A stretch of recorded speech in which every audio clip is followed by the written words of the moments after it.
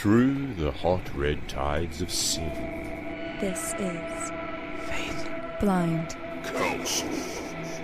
Everything is within. You create the light. We are one.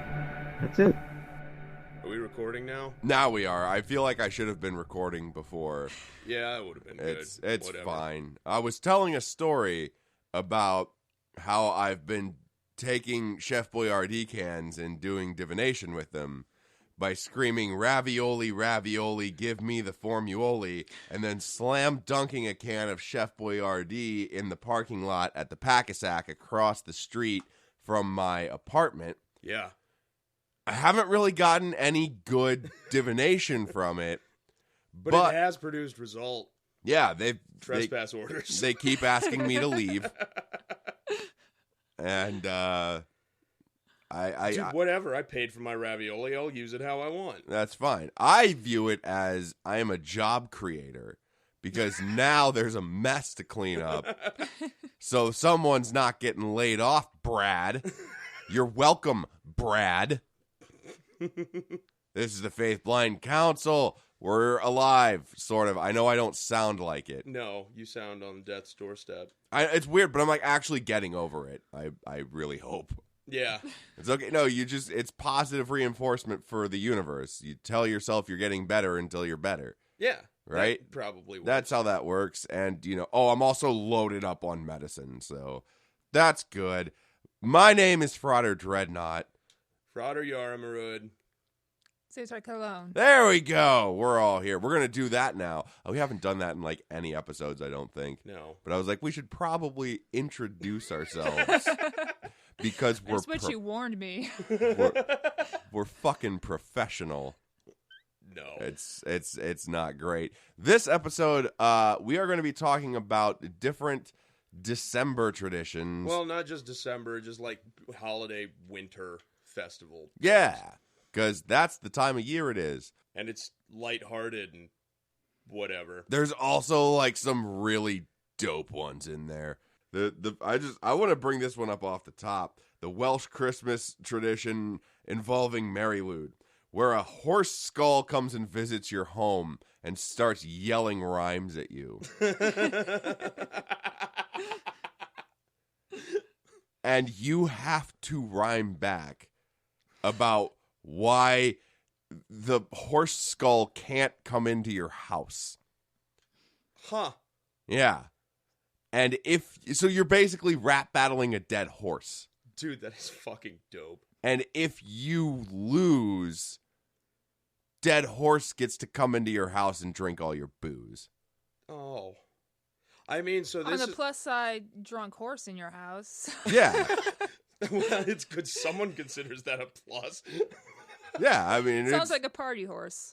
Kind of. He just showed up like, hey, you should... hey, I'm a horse and I am here and that is why you should let me have your beer. And then you have to come up with a thing where you're like, you can't come inside because you just died. And if you're in here, then my wife will get fried. And then it just goes back and forth like that until one of you can't come up with more rhymes. How do you sign up to be the drunk horse? I think you've already got a horse mask. Yeah, but it's a horse mask. It's not the horse skull. I need to find one of those. There's this thing called the internet. Yeah, that's true. You could probably buy one on there. So that's what I'm going to be doing this year. But we're not in Wales, so I kind of feel that here in the Midwest, if I were to just knock on someone's door with a dead horse skull and just... As opposed to an alive horse skull. Right. If I were to just do that, I would end up with bullets in me. And not a belly full of beer. You'd have a belly full of lead? Yeah, the exact opposite of what I'm wanting from this. I guess. I mean, you're not wrong. However, I think that's what I'm going to do this year instead of Christmas caroling. Not that I'm going to put the horse skull on. I'm just going to start rap battling Christmas carolers as they show up. They start singing, "Oh, you're rhyming, we're doing this now." All right. This man should have never come. I don't care if it's Christmas, it ain't holiday. It'll be great. People are not going to understand, and they're just going to be like, all right, we're leaving. Would you like some ham? And I'm going to be like, yes, please. How much beer did you bring with you? So that's the one that I found. Yara, you've got like pages and pages. So Yeah. there was a picture that we had shared on the Facebook page, which I probably should have been more diligent and like put on Instagram and whatever. Tell us a little bit about this book that you found. Okay, so it took me forever to find this because my local library is fucking stupid. So, at first I'm looking up shit for like religious holidays and whatever. So I figured the best first place might be like history. The history section where it's talking about the history of this shit. Nope, no dice. And it's a huge history section. Went through there, nothing. So then I was like, okay, well, it's religious holidays and shit, so I went in the religious section. And being in the Midwest, there is scant information on any religion other than Christianity there. They had an entire section just dedicated to, like, Christian apologetics. So, like Bibles and shit? No, there were 3 shelves just dedicated to Bibles. Were they all the same, like, New International Version? Oh no, they were like the Concord, whatever inference whatever Bible, but Did they were have King James? Did they have that like modern like Oh shit, I didn't look for that. I should. the teen one? Yeah. Where like the translation of the betrayal in the garden is not cool, Judas. I don't remember what the name of that translation is, but like ironically enough, hand on the Bible, there is a translation of the Bible that is like it was like a turn of the century thing for fucking millennial teens. Oh my god. It's fucking amazing. Yeah, I'm gonna go have to look for this when I drop the book back off. It's so good. But anyway, so I looked through all of this. They had the only thing other than Christianity, they had like half a section dedicated to like Islam and Judaism, and then 6 books on Wicca, which were just 3 dictionaries of Wiccan terminology. Hey, we did a whole show on that. Yeah. Just listen to that. Save yourself the trip to the library. Yep. I'm going to start saying that now. That's a bad idea. I'm going to not do that. I take it back.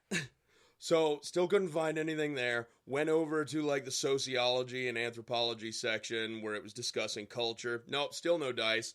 Hour and a half later, I'm wandering through the shelves and find my library has a holidays section. Huh. Yeah. Like 3 shelves just dedicated to Christmas and, like Christmas cookbooks, Christmas decorating tips, just holidays. So at the library, no other holidays exist. No, clearly not. But I did find this book, which has been phenomenal, and it's the 5th edition of Holiday Symbols and Customs is the title of it. So what you're telling me is that your library's holiday section is a lot like when white people say happy holidays. We all know they just are trying not Christmas. They're trying not to say Merry Christmas. And we applaud you for that. But part of this episode is going to be actually talking about other holidays and why people say happy holidays.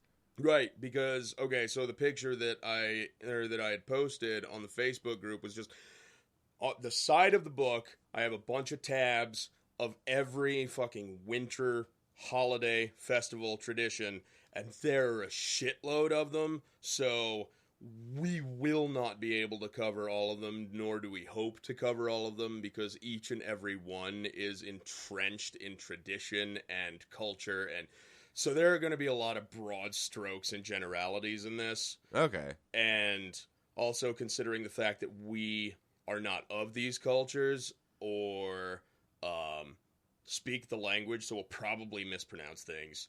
Yeah, and it's something that I, like, mostly it's just kind of a way to point to, like, here are some cool things.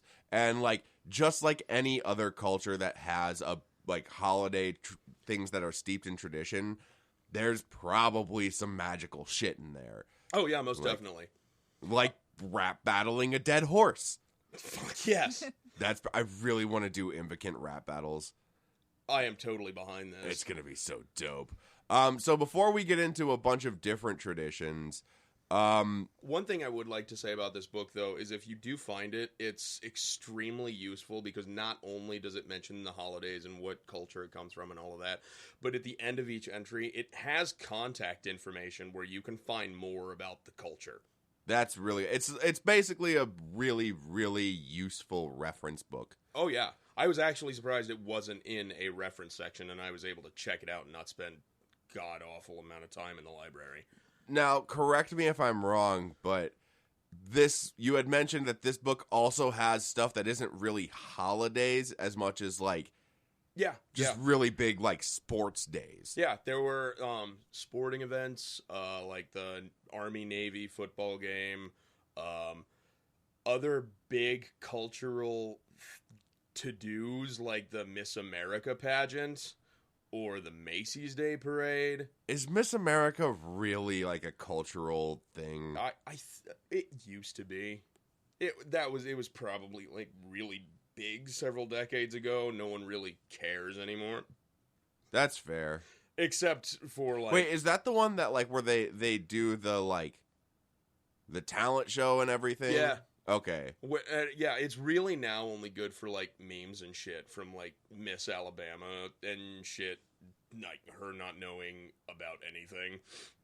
That just making fun of people. I, for one, love our listeners in Alabama. Thank you for tuning in. I don't care what the internet says about you. Roll Tide! Jesus Christ. So before we get, like, super into a bunch of different cultures... I thought it would be fun if we discussed, like, obviously, like, the shit that we're most familiar with as three people from the Midwest in America, like, and, like, everybody knows kind of, like, Christmas in the sense of, like, okay, this is a day where you, like, drive yourself crazy with credit card debt and buy shit for people to show you how much you love them. And spend the rest of the year paying it off. Yeah, but there is, like, some legitimate, like, good tradition stuff with Christmas. And not just tradition, but, like, you can find things in there that, like, work really well for your practice. Right. I mean, it's... So, the thing with Christmas and a lot of Christian holidays is, yeah, everyone goes on, it's just appropriated pagan shit, which... For all intents and purposes, yeah, it is, but Christmas is its own very unique animal. And even if it, like, notwithstanding the fact that that's what happened, like, it's grown into, like, right. At least the perception of it has grown into something else. Mm-hmm. Like, and it's important to be able to, like, I guess, recognize that, like, okay, this is where something came from, but it's also important to recognize, like, this is the impact it has now. Right. And then, like, one thing that I, knowing briefly, but also through my research with this book and other things, like, with Christianity, especially during the winter months and everything, a lot of different festivals were celebrated by sanctioned by the church during the Middle Ages.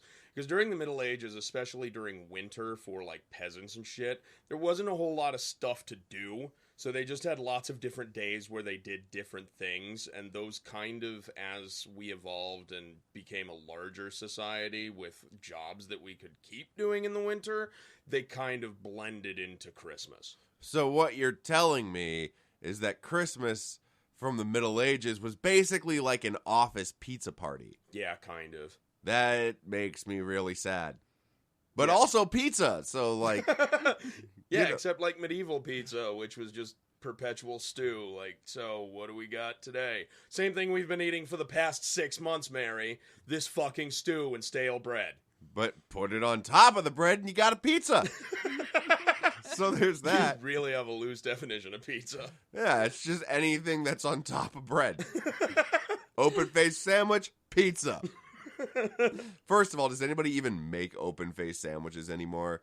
I think they're a myth. I think they're a conspiracy, if I'm being honest. I think the only open-faced sandwich that I still see at, like, the local breakfast place is the, like, Manhattan, which is just stew chucked on bread, like I had just mentioned. It's a pizza! Yeah. They just take a piece of bread, put some shit on it, and then douse it in gravy, and it's like, yeah, there you go. It's an open-faced sandwich that you can't pick up like a sandwich is supposed to be. It's a stew pizza. That's what it is. And I think it's high time we stop lying about it. So... Pizza. So, what are your experiences with Christmas then, Dreadnought? So Christmas to me has generally been about, like, obviously spending time with your family. I've spent a lot of time not living near my family. I don't get to see them very often. So when I do see them, it's a big deal. And Christmas Eve and Christmas Day were always days that we kind of did stuff. For my extended family, we always did gift exchanges on Christmas Eve. Mm-hmm. And it was always, the way that it basically worked was you would always start from youngest to oldest, and everybody would hand out all of their stuff. And it was very much, the presentation was a ritual unto itself. It was important for you to be able to, like, present your gift to someone. They didn't come to you for it. You went around to them. Everybody was in, like, you know, the living room, and it was a whole thing. But what really stuck out to me from that was just, like, not only the idea of it being an experience between you and the person you're giving a gift to, but it was an experience for the entire family. Everybody was there to see, like, right. You know, to share in the joy that, you know, brings. It was also a time where, like, that was kind of the central thing for Christmas Eve, but Christmas Day, when everybody got together, it wasn't about that. That was when the meal was. And it was always, you know, like, a huge fucking badoo of, like, turkey and ham and goddamn everything. And that was like the day as I grew older that I looked more forward to because of the ham and the turkey. Yeah, obviously. Well, and I mean, as a kid, our thing was we always had pizza. What the fuck kind of tradition is that? Having pizza on Christmas? Having pizza anytime is a tradition.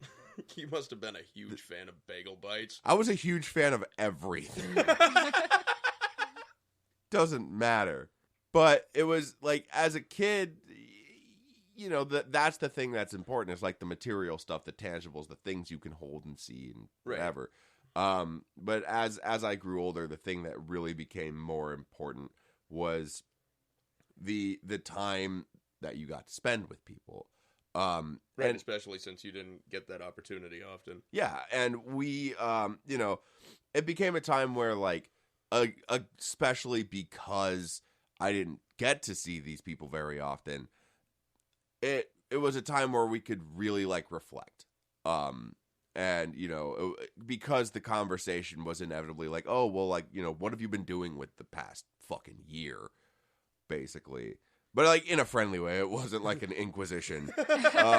What the fuck have you been doing? Why haven't I seen you? But it was like a time, because of that, I've kind of always associated Christmas with a time for, like, reflecting on the things that, like, have been good to you throughout the year. Not necessarily the same way that people, like, view Thanksgiving, where you talk about what you're thankful for. It's more about, like, reflecting on the progress you made and reflecting on, like, the things that are important to you and how you can continue to cultivate those relationships and, you know, grow as a person. That's something that's kind of always stuck with me around this time of year, and especially moving forward into, you know, the next year cycle. Yeah. So that was good. And also, obviously, ham. Like, ham always sticks to you. Yeah, sticks to walls, too. It's delicious. Myself, when it comes to Christmas, like, we kind of had the same thing on Christmas Eve. That was usually dedicated to extended family and shit. Particularly my mother's side of the family, that's who we'd go and see. And it was usually, like, there weren't a whole lot of gifts exchanged because I came from a relatively not well-off family. So not a whole lot of gifts were exchanged. They were usually given to the children mostly. Except for my grandmother, she, like, had this thing where she would just give the family of each of her children a 5-pound log of cheese every Christmas. That is the best gift of all. Like, every year, it's like, oh, great, we've got more grandma cheese. So, yeah, I know that came out weird. Like, The cheese log probably did, too. Because I know you, Yara. Yeah. You ate the whole thing. yeah. So then in January, that was a whole celebration of itself. We got rid of the cheese log. The Yule log of cheese Yep. is past. That was Christmas Eve. And then with my family when I was younger, back before I was like a rebellious teenager and kind of becoming disillusioned with the whole Christian thing, my parents had instilled the Christianity shit in me, and so every Christmas Eve before we went to bed, my parents had us read the story of Jesus' birth from the book of Luke. Why specifically Luke? Because it's more of a narrative that focused on the gathering of the gathering in Bethlehem and all of those things, as opposed to just kind of glossing over it. From what I remember, like, John was more just like, well, yeah, there was a miracle, moving on. But with Luke, it was a longer narrative and focused more on the small details of the birth. As opposed to the Gospel of Mark, which was really about the, like, anatomical and physiological childbirth. Yeah. And that's why most people didn't read that until they were older. So we read that, went to bed, and then Christmas, as when I was growing up, that was when we would spend more time with the closer family, just like the anatomical family. We would grow up, or we would, like, get gifts as kids from our parents and then have a big meal thing. And then for a while we went to visit my dad's side of the family, but then there was a whole fucking falling out with my dad and whatever and shit, so we didn't see them. So for most of my growing up, that was spent with my dad's youth group, and we went out caroling to, like, nursing homes and shit. Okay, so were you battle rapping, or was it actual caroling? It was actual caroling, because I didn't understand the nuance of, you know, lyricism at that point. It's important. It takes a while. You got to develop your schemes and your name flips. Yeah, and I didn't have an angry dead horse screaming rhymes at me to motivate me. There was nothing in there that said that the horse is angry. It mostly just wants booze. Well, I didn't have a fiending dead horse looking at me, trying to steal all of my liquor. It's earned. It is earned. It's earned through victory. Yeah, that's true. That's my take on it. No, but that's cool. So, like, how if at all has that, like, affected how you kind of view the end of the year, or like? So I saw it a lot of, especially the caroling part, going around to nursing homes, and the people in the nursing homes didn't have that many visitors, and so they very much looked forward to people coming and talking to them and, you know, providing them with that entertainment. And so myself, I always, I've developed a sense that around this time of the year, it was about community. That's what it was. Getting together during, and even with now my magical pagan whatever, understanding that these are the long months, or these are the long months where, you know, everything is nighttime in the northern hemisphere. So this is all night, all cold. You want to get together as a community and share things together because we're all here to make it through another winter and hopefully we don't die. Yeah, you share things like warmth. Yeah. And that's when you burn the 5-pound cheese log and Yep. stay alive. Mm-hmm. See, they were really just looking out for Yeah. you. Thanks, Grandma. I'm sure that she's mostly just upset that you ate the whole thing at once. Yeah. I have no self-control when it comes to cheese. Nor should you. No. That is a Herculean task. I am a cheese slut. It's true. I've seen it. This is the guy who stopped at the cheese castle and bought a fucking 15-year-old aged cheddar. 15-year-old aged sharp cheddar, and I bought like 12 other kinds of cheese. In fairness, that it was fucking amazing. It was really good cheese. So yeah, the takeaway from this so far is if you can, get yourself some 15-year-old aged cheddar. 5-pound log of it, if at all Jesus, possible. that would be so fucking expensive. Well, yeah, it's a 50. What that really highlights to me is that there is a section, like a cross section of cheese connoisseur that is as enthusiastic as people are about scotch. Yeah, that's true. Except cheese doesn't really get you drunk. I mean, it gets you cheese drunk, which is an appreciable thing in itself. It's better. Yeah. Because I have never had a cheese hangover. I have. You eat 5 pounds of Colby Jack, you'll get a cheese hangover. Oh, God. Ask the lactose intolerant. You say that like it's a challenge. Just pop one of those lactase pills. You'll be all right. Hopefully. That sounds awful. Genuinely awful. Yeah, but on the plus side, you get a pound of 5 pounds of cheese. So I get a pound of 5 pounds of cheese. yes. That's what Let's I said. do the math on this. All right. 60% of the time it works every time. Yep. Sounds good. Let's talk to our other host now, since we've just been yelling at each other about cheese and family for a little too long. Let's talk about what things have you done? There we go. I'm good at questions. Growing up Catholic, midnight mass was a thing when I was younger. So literally going to mass at midnight. Ugh. Yes. On the plus side, I got to stay up late. I would say it actually rolled into like later traditions that were less, they were more secular, like later in life after, the Santa Claus thing was all dissipated with and things were more relaxed. We used to stay up late every Christmas Eve because they used to play the movie Amadeus on the local Fox channel at midnight. I don't know if you all knew about this. Yes. No? Every Christmas Eve. And it just became a thing to stay up and put that on the television and just probably keep decorating or doing whatever we're doing to get ready for Christmas the next day. So, I mean, I can get behind the idea of just like, oh, now there's a tradition of debauchery on Christmas. Yeah, I'm with it.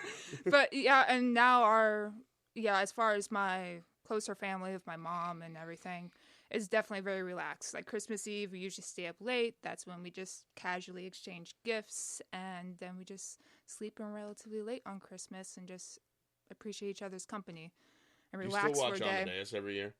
I sometimes put it on, because I have the DVD, so sometimes I'll Good. put it on. Whoa. Director's cut. Whoa. Yep.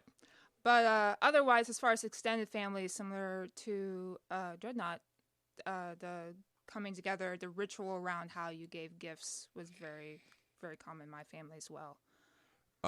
Yeah. Our family had a movie tradition too, and it was we would put on the 24 Hours of a Christmas Story Oh, God, yeah. God. for the whole 24 hours. That was a cable thing. I didn't have that.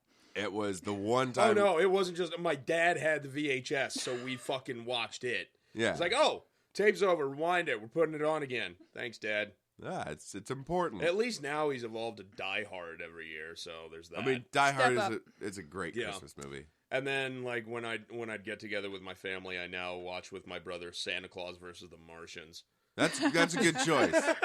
MST3K version? No, just the original. Like, Just there's the no commentary. Just it's straight what up, the fuck uncut. is this? Yeah. Just the actual, like, that's pretty dope. Yeah, I think I got it in some fucking box set thing of like, oh, these are all these shitty movies. And I saw Santa Claus versus the Martians and like, oh, hell yes. For a while, we would bounce around to, like the Star Wars Christmas special, which Wait, was... what? Why? We were smoking a lot of weed at the time. It seemed like a good idea. It was Jesus. not. We did that. We did like, oh God, what are some other ones? The Lord of, or like the Hobbit Christmas thingy. What? Basically, we would go and find, like, there was a very specific time in, like, Americana where every pop culture staple or franchise or whatever the fuck, like, would make Christmas specials. And Yeah. They were terrible. Thanks, the 80s. And me and my roommates watched them. These were the same roommates that I was, like, the year on July 4th where I made them watch the entire hot dog eating contest. Not just the highlights, the entire thing. God damn it, that's sadistic. It was pretty bad. The best part of that was at the end of it, when they're cleaning all the spots, one of the dudes that obviously didn't win, like, so during the hot dog eating contest, everyone's got a cup of water next to them. Yeah. So they can dip the hot dog in the water so it slides down their throat faster. Yeah, the bread. You gotta mash it up. At the end of it, like, they're cleaning up the spots, and one of the guys that was very much just happy to be there. Like, he put down, like, 24 hot dogs in 10 minutes, which in 1912, when the hot dog eating contest started, that guy would have been a freak. But now he eats 24 hot dogs in 10 minutes, and people are like, why the fuck are you even on this stage? Fucking poser. Like, but anyways, this dude just picks up his glass of hot dog water and chugs it.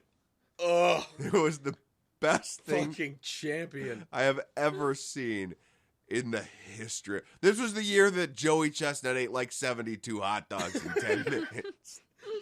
And this guy's just like, yeah, I'm just, it's my vacation to New York. I'm having a good time. Probably Free going to hot go see a dogs, show man. later. Glug. Like, it was amazing.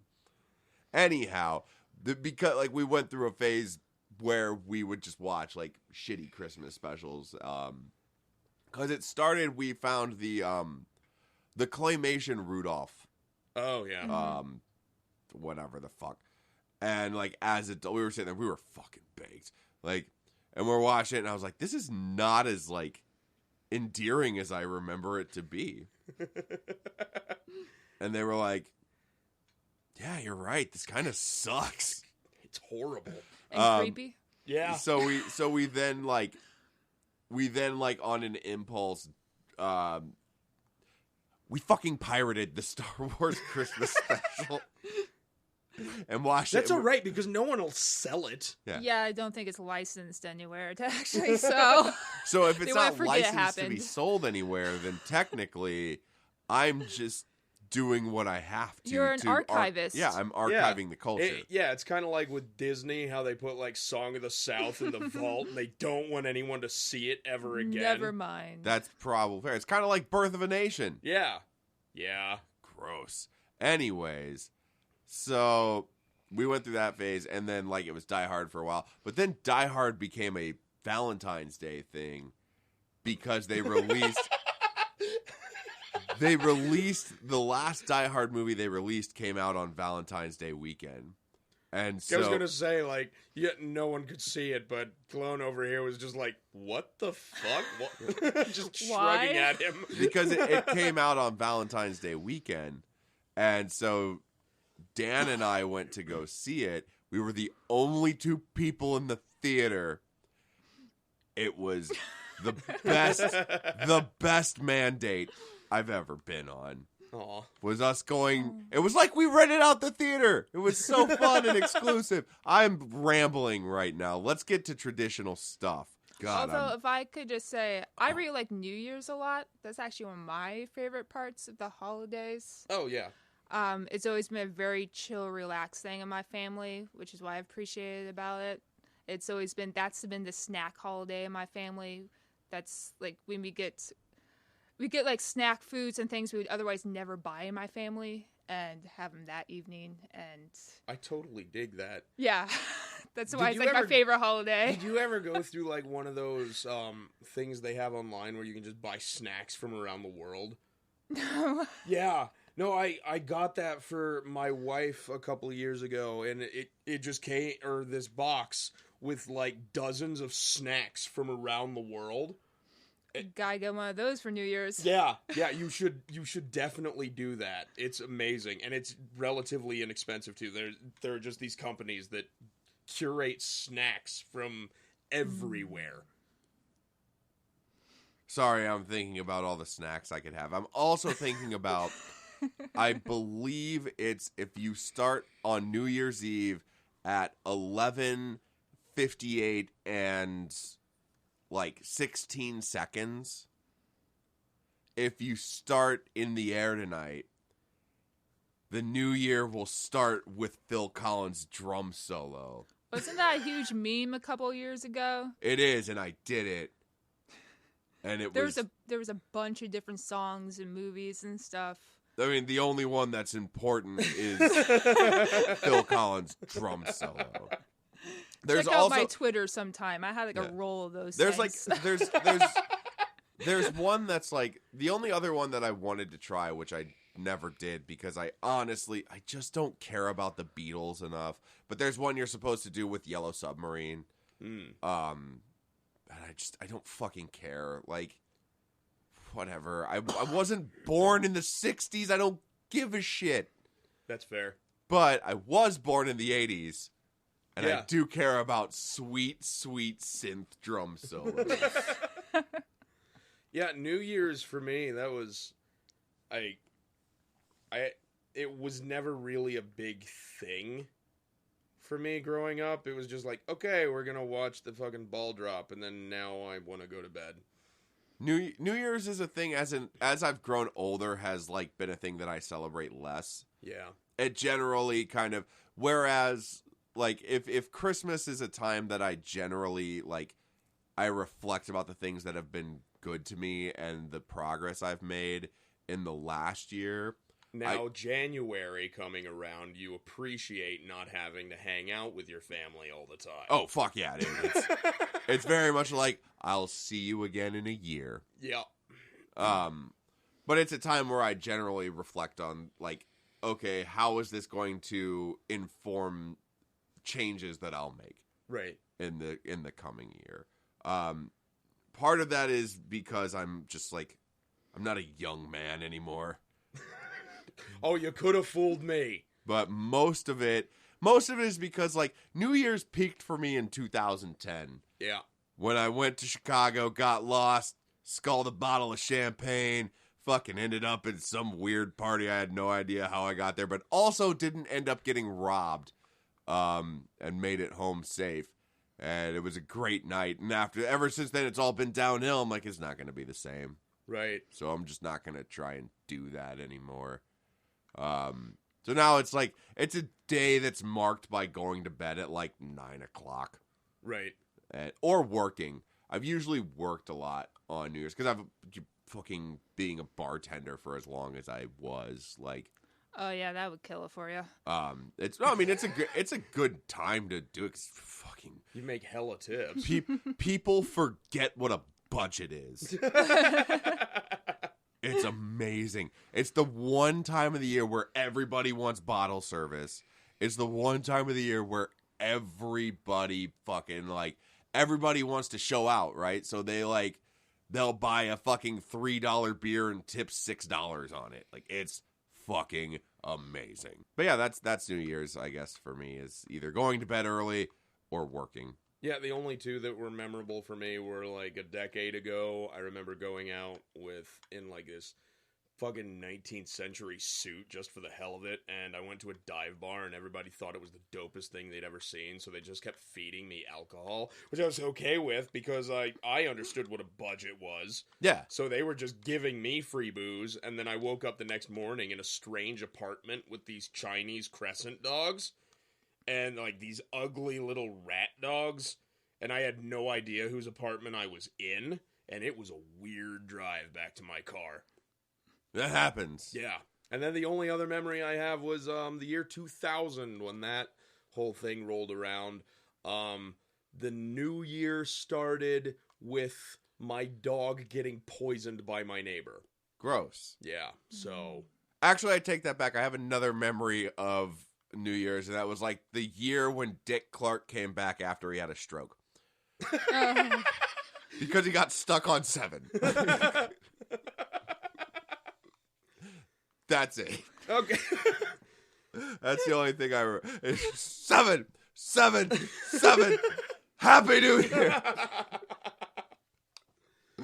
I feel horrible for remembering that, but it is burned into my memory. So it was amazing. On that note, we should get into other cultural holidays during the winter. We'll do a quick break first. That makes sense, yeah. And then when we come back, we'll do that. Yeah, because Dreadnought needs some medicine so that my nose doesn't just start leaking all over the studio. And by studio, I mean your living room. Yeah, that's fair. All right, we will be right back. Today's episode is sponsored in part by Welcome to Paradise. Founded on the principle that ritual and occult items are best when vetted and created by actual practitioners, Welcome to Paradise provides a place for magical artists to showcase their tools and art to those in search of them. Aiming toward total inclusiveness, they carry items from paradigms like Wicca, Left Hand Path, and Voodoo, and are always looking for more artists to diversify their ranks. So, whether you're a magician looking for a new piece to help your practice, or a venue to finally display your occult artwork to the world, Welcome to Paradise wants you to join their growing community. All you have to do is go to welcometoparadise.com. Aha! We're alive. We made it. I took some Claritin. Yeah. I don't know why I that's the only one I pronounce with like a really hard fricative T. Yeah. Just because Claritin sounds weird. Claritin. Yeah. Claritin. All right. So we're going to get into some other traditions now. Yeah, we'll cover the big ones that most people know around here, but we'll also cover a lot of smaller local ones. We'll probably go in like alphabetical order since it was in basically a holiday dictionary. Yeah.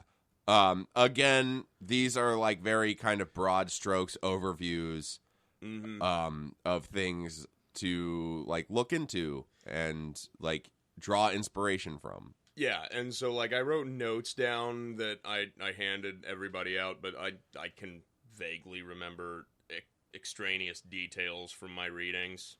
So, yeah, whatever. All right, let's get into it. All right, so the first one we've got takes place on January 24th. It's called Alassitus Fair. Takes place in Bolivia.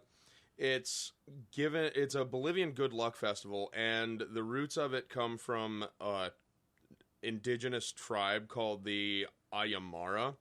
And Bolivia was it was Christianized, and at first they tried to stamp this out, but somehow the holiday survived. Like, the people loved it so much, they're like, no, we appreciate this. And in fact, the indigenous religion still kind of stayed around.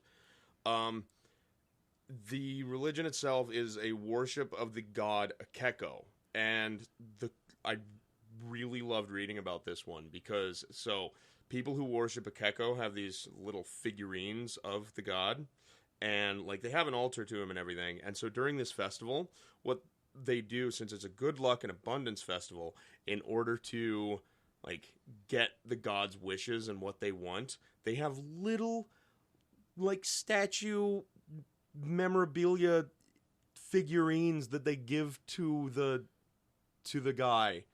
So like if you're a bricklayer or whatever, you have like little wheelbarrows that you give to the god with little packets of cement and little bricks that you give to him in the hopes that, you know, you'll get more building opportunities in the future.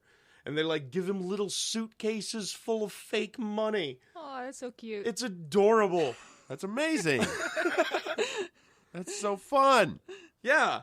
No, like, yeah, just little miniature items that represent things that they want abundance in. They put these little things on the altar, and they're like, yeah, that's in the hopes that a Kekko will come and like, yeah, here you go. You like little bricks? You're going to get lots of bricks in the future. More of these, please. Mm-hmm. That's so fun. Yeah. And, like, you get to play with miniatures. Yeah, yeah. Let's. Who doesn't love that? Dude, what if you're like a fucking...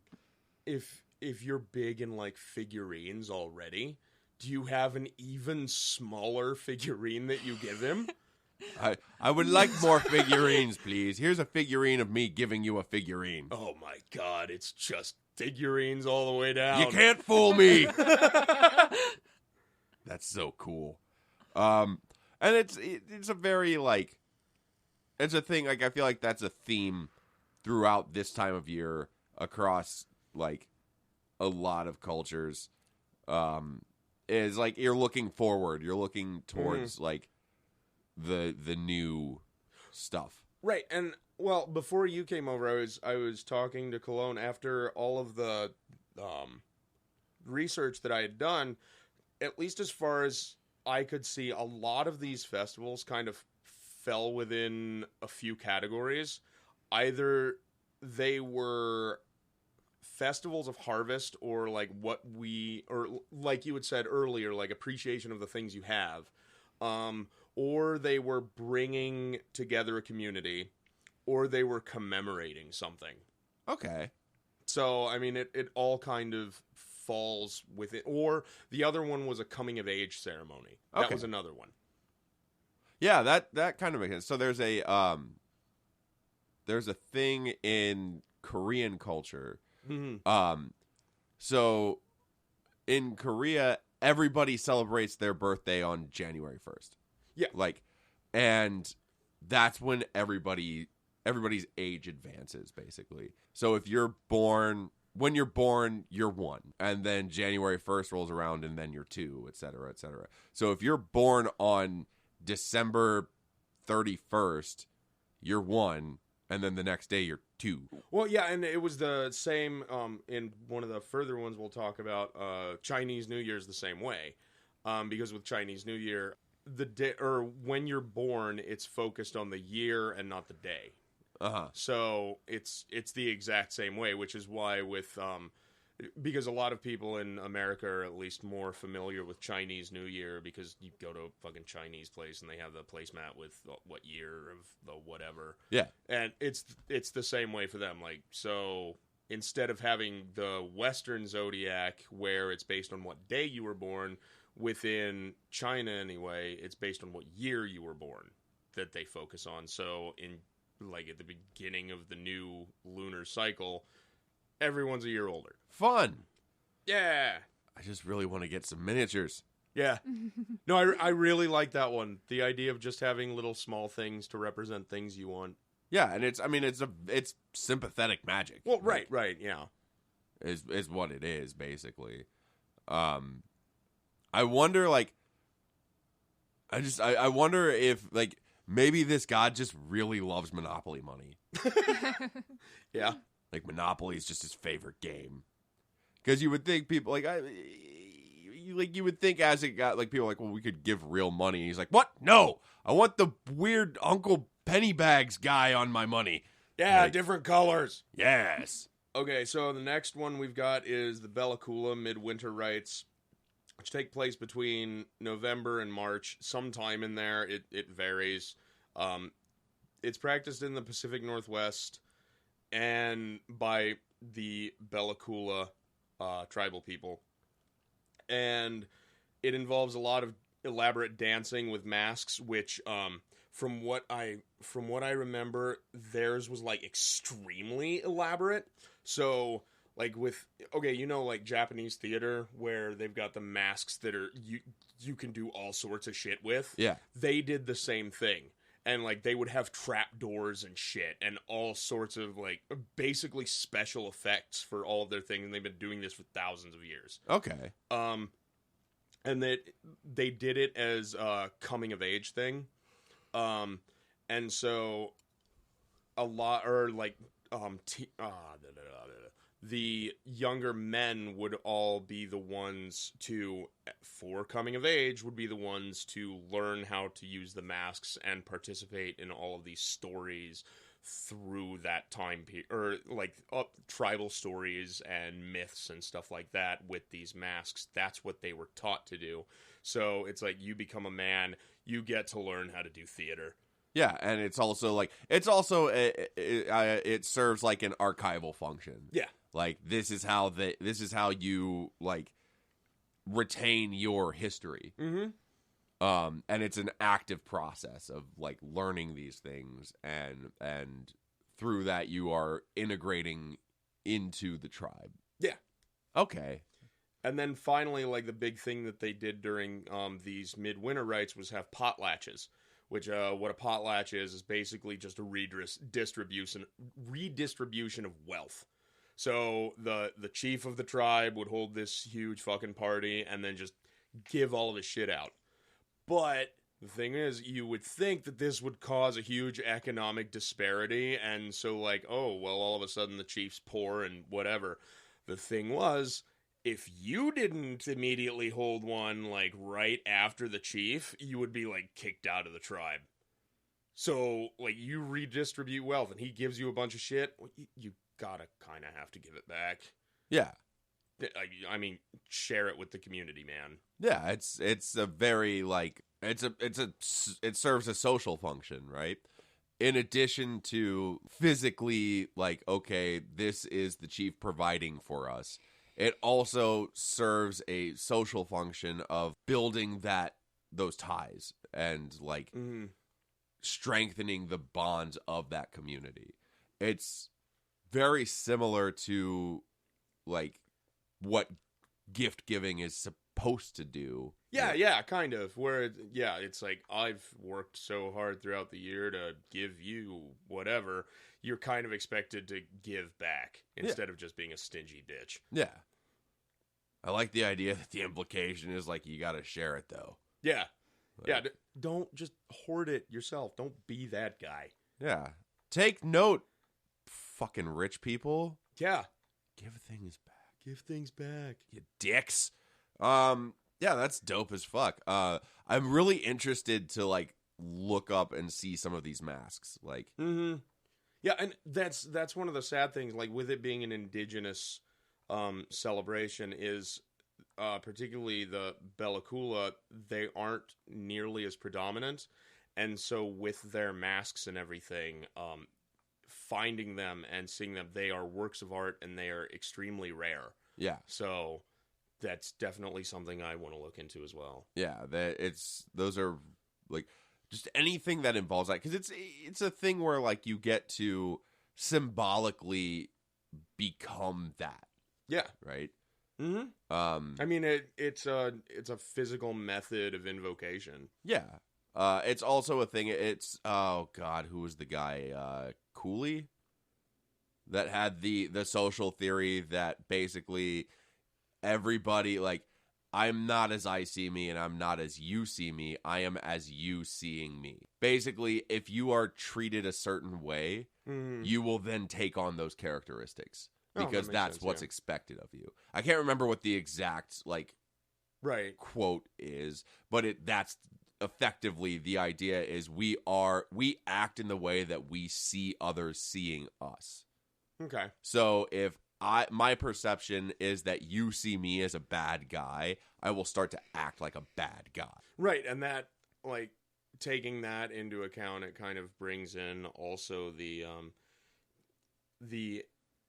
intertangling of the tribe with that entity, where it's like we all perceive this person behaving in a certain way, and so that person or that entity or God or whatever begins to act in that certain way. Yeah, absolutely. I think it's something that definitely kind of lends itself to thought forms, basically. No, yeah, I was just thinking the same thing, like how the energy and whatever you attribute to an egregore, it becomes that. Yeah, and like as you are basically defining that existence, right? Mhm. Like you being all of us, like as we perceive a certain thought form, egregore, god form, whatever you want to call it, in that way, it starts to develop that way socially. Right.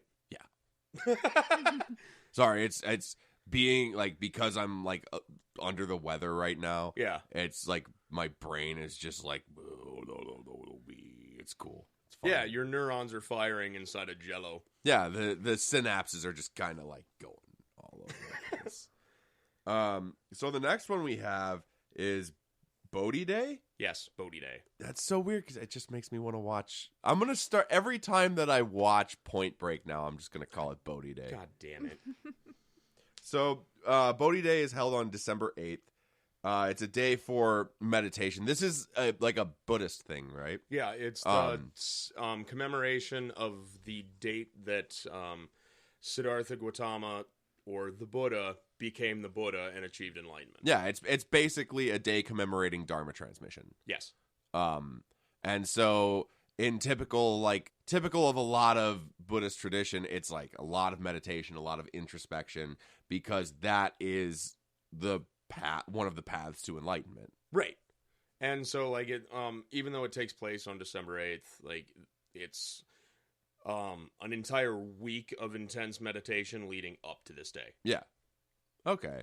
And it's very like, I would imagine most of it is introspective. Like, but that's also, again, just kind of like, that's a lot of what Buddhism is really about. Yeah.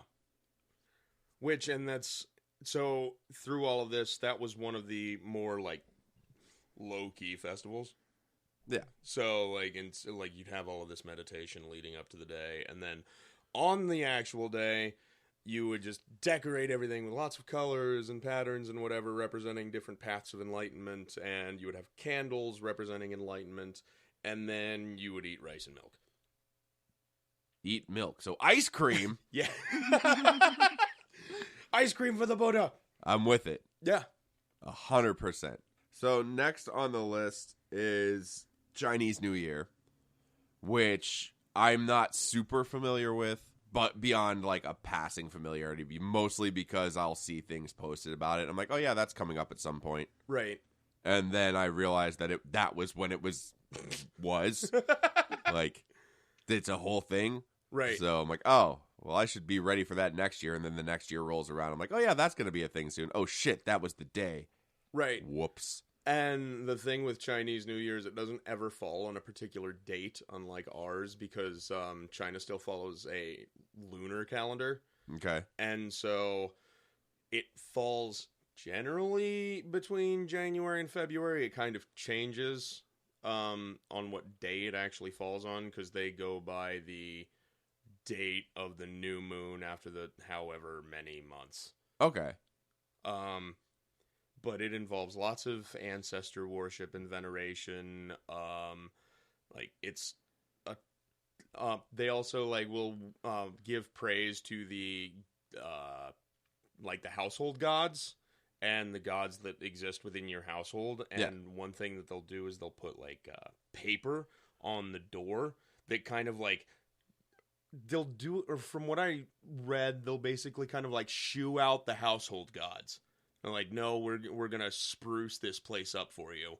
And then they put paper over the door.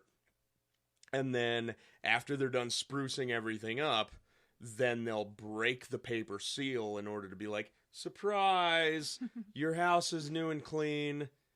Come back in, please. Okay, so it's basically like it's like at the beginning of a football game where like the dude gets to charge through the fucking like giant paper like logo thing. Yeah. It's like that. Yeah. That's got to be fun. Right, yeah. You've got that. There's a lot of, or during the day itself, there's a lot, you show respect to your elders, since there's like the ancestor veneration and whatever, so you show respect to those ancestors you have that are still alive. Lots of firecrackers and blowing shit up, so that's good. I'm with it. Because they have the belief that there was this, or that around this time there's a demon thing that stalks the place and will bring you harm and whatever. And this dude doesn't like explosions, so they blow shit up to keep him away. I like that. But I also just like blowing shit up, so... Word. Like, I mean, really any reason, that's fine. There's a lot of burning incense. It's also a time to, like, call your friends and family, get to know them, like, what you've been doing and all of that shit. Also, during this time period, you try and avoid using sharp things, like knives. Because they believe that by using sharp things, you will be cutting into your good luck for the upcoming year. Okay. It's also a time where, like, there tends to be a lot of, like, would be when you're doing, like, year ahead reads. Yeah. For divination. Mm-hmm. And figuring out, okay, what does the next year have in store for me? Right, and that's kind of like you had mentioned before with the whole everyone getting a year older. This is also based on their astrology, like what the year has in store coming up for you in relation to the year that you were born, like how that kind of divination thing of what's going to happen takes place a lot there. They also avoid using brooms too, because you might sweep away your bad or your good luck. Okay. And then finally, it's a time to pay off debts. So, like, stores and shops will be open just so that people can come in and pay their shit. Because it's seen as, like, you don't want to start the new year owing someone else. That would be dishonorable. Yeah, well, I mean, it's also you're carrying over bullshit from the previous year. Yeah. Like, okay. Yep, exactly. I like that. So a lot of, like, refreshing, starting new kind of thing. Fun. The next one we have is Dionysia, which I don't there's not really a whole lot about it that was mentioned. I put it down because it's an ancient tradition about the celebration of Dionysus. It's a Dionysus Festival, and so it was held in the winter in rural areas, but in the cities and whatever, it was held more in the spring. Okay. So in the rural areas, the reason it was held then was because this was when the wine was done being made. So all of the stuff that you harvested, it's already fermented and it's time to get down to drinking. Which is a very, like, since it's cold and everything's dead in the wintertime, what else is there to do? I'm gonna warm up my insides. Yep. Which, speaking of insides, Dionysia also had the ritual tearing apart of bulls and goats. They would just rip the animals to shreds and then eat their raw flesh. So yeah, there's Pretty metal. Yeah, there's a little twist on that one. Mostly I'm just figuring, like, okay, what type of, like, strength did you have to have, like, all right, it's time to slaughter the goat. Here's your knife. I don't need it. Just rip his leg off. Yeah, that seems gratuitous. Yeah, and then they would eat the raw flesh as kind of like, because these animals would represent Dionysus, and so by consuming the raw meat, you were consuming the god in much the same ways like communion or I forget what it's called within Catholicism. The Eucharist? Yes, that's it. Eucharist. So it's kind of the same way. You consume the god and you, like, take on his aspects.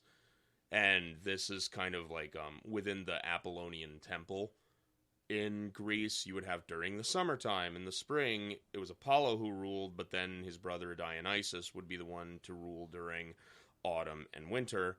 And so with winter being, or coming to an end kind of thing, this is when Dionysus would be ripped apart, and just like the bull, and then you'd eat him. Huh. That's a way more metal version of communion. I like it. Yeah, fucking metal Christmas.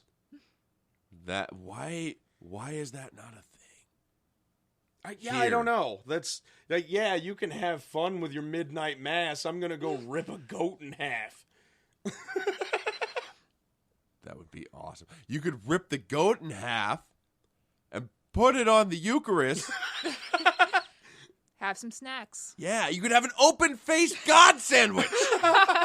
Pizza. Yes!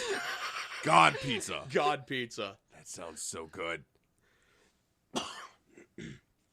Yes. Okay, so the next one is... Well, so... Oh, okay, go ahead. Oh, so I would imagine that the reason it was like winter in the rural areas and spring in the cities is because the wine is made in the rural areas, and they're not going to cart it to the cities until springtime. Right, yeah, that makes sense. Because that's a great way to die.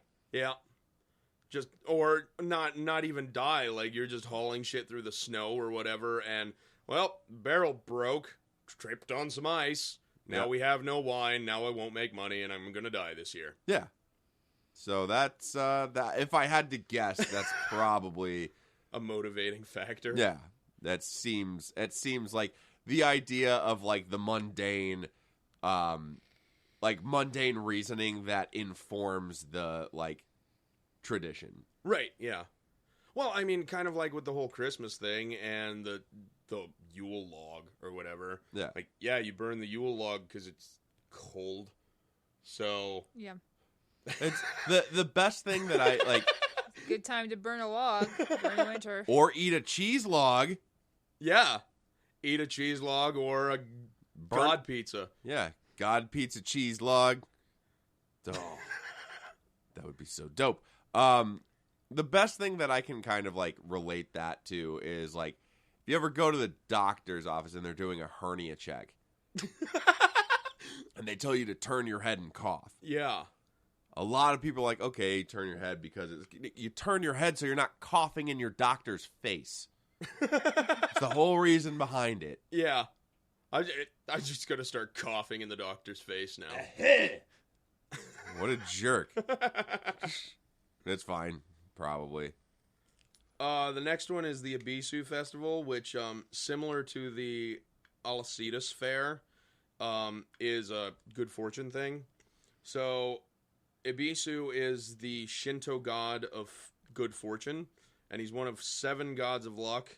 And this one is kind of another low-key festival where there's a parade and everything, but apart from that, they just kind of hand out good luck charms. Yeah. So upcoming year, good luck for that. Fun. Yeah. It's more fucking figurines and miniatures. Yeah, it's so cool. Midwinter is just the holiday of tiny things. I'm with it. Okay, the next one, so, okay, going through this book, because I had mentioned the idea of lots of winter holidays that were pagan in nature coming together into Christmas. There were a lot of them, and there's an entire section of the book I skipped over because they were saints' feast days. Okay. Which that was just a whole thing. It was like the Feast of St. Basil, the Feast of St. Aaron, the Feast of whatever. It's just, no, I don't care enough. Because it's... And all of those festivals were basically, again, appropriated pagan holidays. They're just like, oh, you've got your god, that's cool, he's a saint now. Yeah. Kind of like with Saint Bridget from Ireland. Bridget was the name of the Celtic goddess. So they're like, well, oh no, Bridget's actually a saint, and her holiday is now a celebration of Saint Bridget, and this is her feast, whatever. Yeah. So there was a lot of that. But so in recent years, a lot of people have brought up the whole, well, Christmas is just like it used to be Saturnalia. No. So with Saturnalia, that was a whole like reversal thing. That was so Saturnalia in Roman times was a commemoration of the god Saturn, who ruled over the world during what was called the Golden Age. Uh-huh. And that was when everything was good and awesome and dope, but now everything sucks. I believe it. Yeah, and so you celebrated during Saturnalia, the time when everything was great, and so by celebrating everything was great, it was a reversal. So during the 7 days of Saturnalia, all of the slaves were basically free, and now their masters became their slaves. So, like, for 7 days, the slaves were like, yeah, I get to rule the house now, and you get to do things for me, and shit like that. Okay. And so that didn't really take over within Christmas. However, for a good long time, the church practiced something called the Feast of Fools, which was after Christmas, which really was the Christian version of Saturnalia, where what you would do is, instead of having the King of Fools during Saturnalia, where you would just get the local idiot and put a crown on him. Yeah. You would have the Archbishop of Fools, where you would coronate someone and then put like donkey ears on them, and you're like, you're the Archbishop of Fools for this. And then they would eat food, and instead of master being slave, you would have all of the clergy, they're all now priests. And instead of burning incense on the censer, they'd put old shoes on there, just really blasphemous things that they could get away with for a little while. So it was basically like the Purge. Inside a church. Yeah. Yeah. It's very oh, look at what I'm doing. It's so weird and wild. But it doesn't count. Yeah. Because those are the 7 days that God can't see. Pretty much, yeah. And so, eventually, the church put an official kibosh on this thing, because they're like, no, stop doing that. Stop making fun of us. We don't like it. Stop. Yeah. It's not fair. Mm-hmm. One good thing about being sick is I can do a really fun, I don't like when they're making fun of me. I can do that voice really fun now. It's pretty good. Yeah. But yeah, so that was the Feast of Fools, which really was Saturnalia. It was there's a feast and festival and everything that kind of is synonymous with Christmas, but really it was the Feast of Fools that was Saturnalia. Okay, so here's a fun question. What would be your personal reversal for Saturnalia? Oh, God.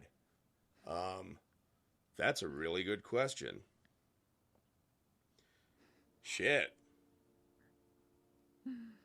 Yeah, I don't even know how I can answer that right now. Do you have anything in mind? I would probably just be a really good person. I donate to charity. It and would help be people. I would be very I'd show up to work and be happy about doing my job.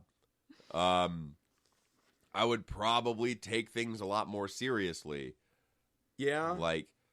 It would be a time I would it would be a time where I'd really adhere to schedules. No, we said we were starting at this time, so we're starting at this time, not just whenever I wake up. Right. I would show up places not wearing sweatpants. I guess Find some pants with a zipper on them. Yeah, it would, but I'd only wear big them. changes. Only wear them during Dreadnought's Saturnalia. I guess I would go for a jog, eat a vegetable or something. A vegetable, singular. Yeah, just something that's not pizza. Vegetables can be pizza. Yeah, vegetables is pizza. Yeah, totally. You just deep fry it and put some cheese on there. Yeah, I'd eat fucking quinoa. I might do that, maybe. Okay. So, what about you?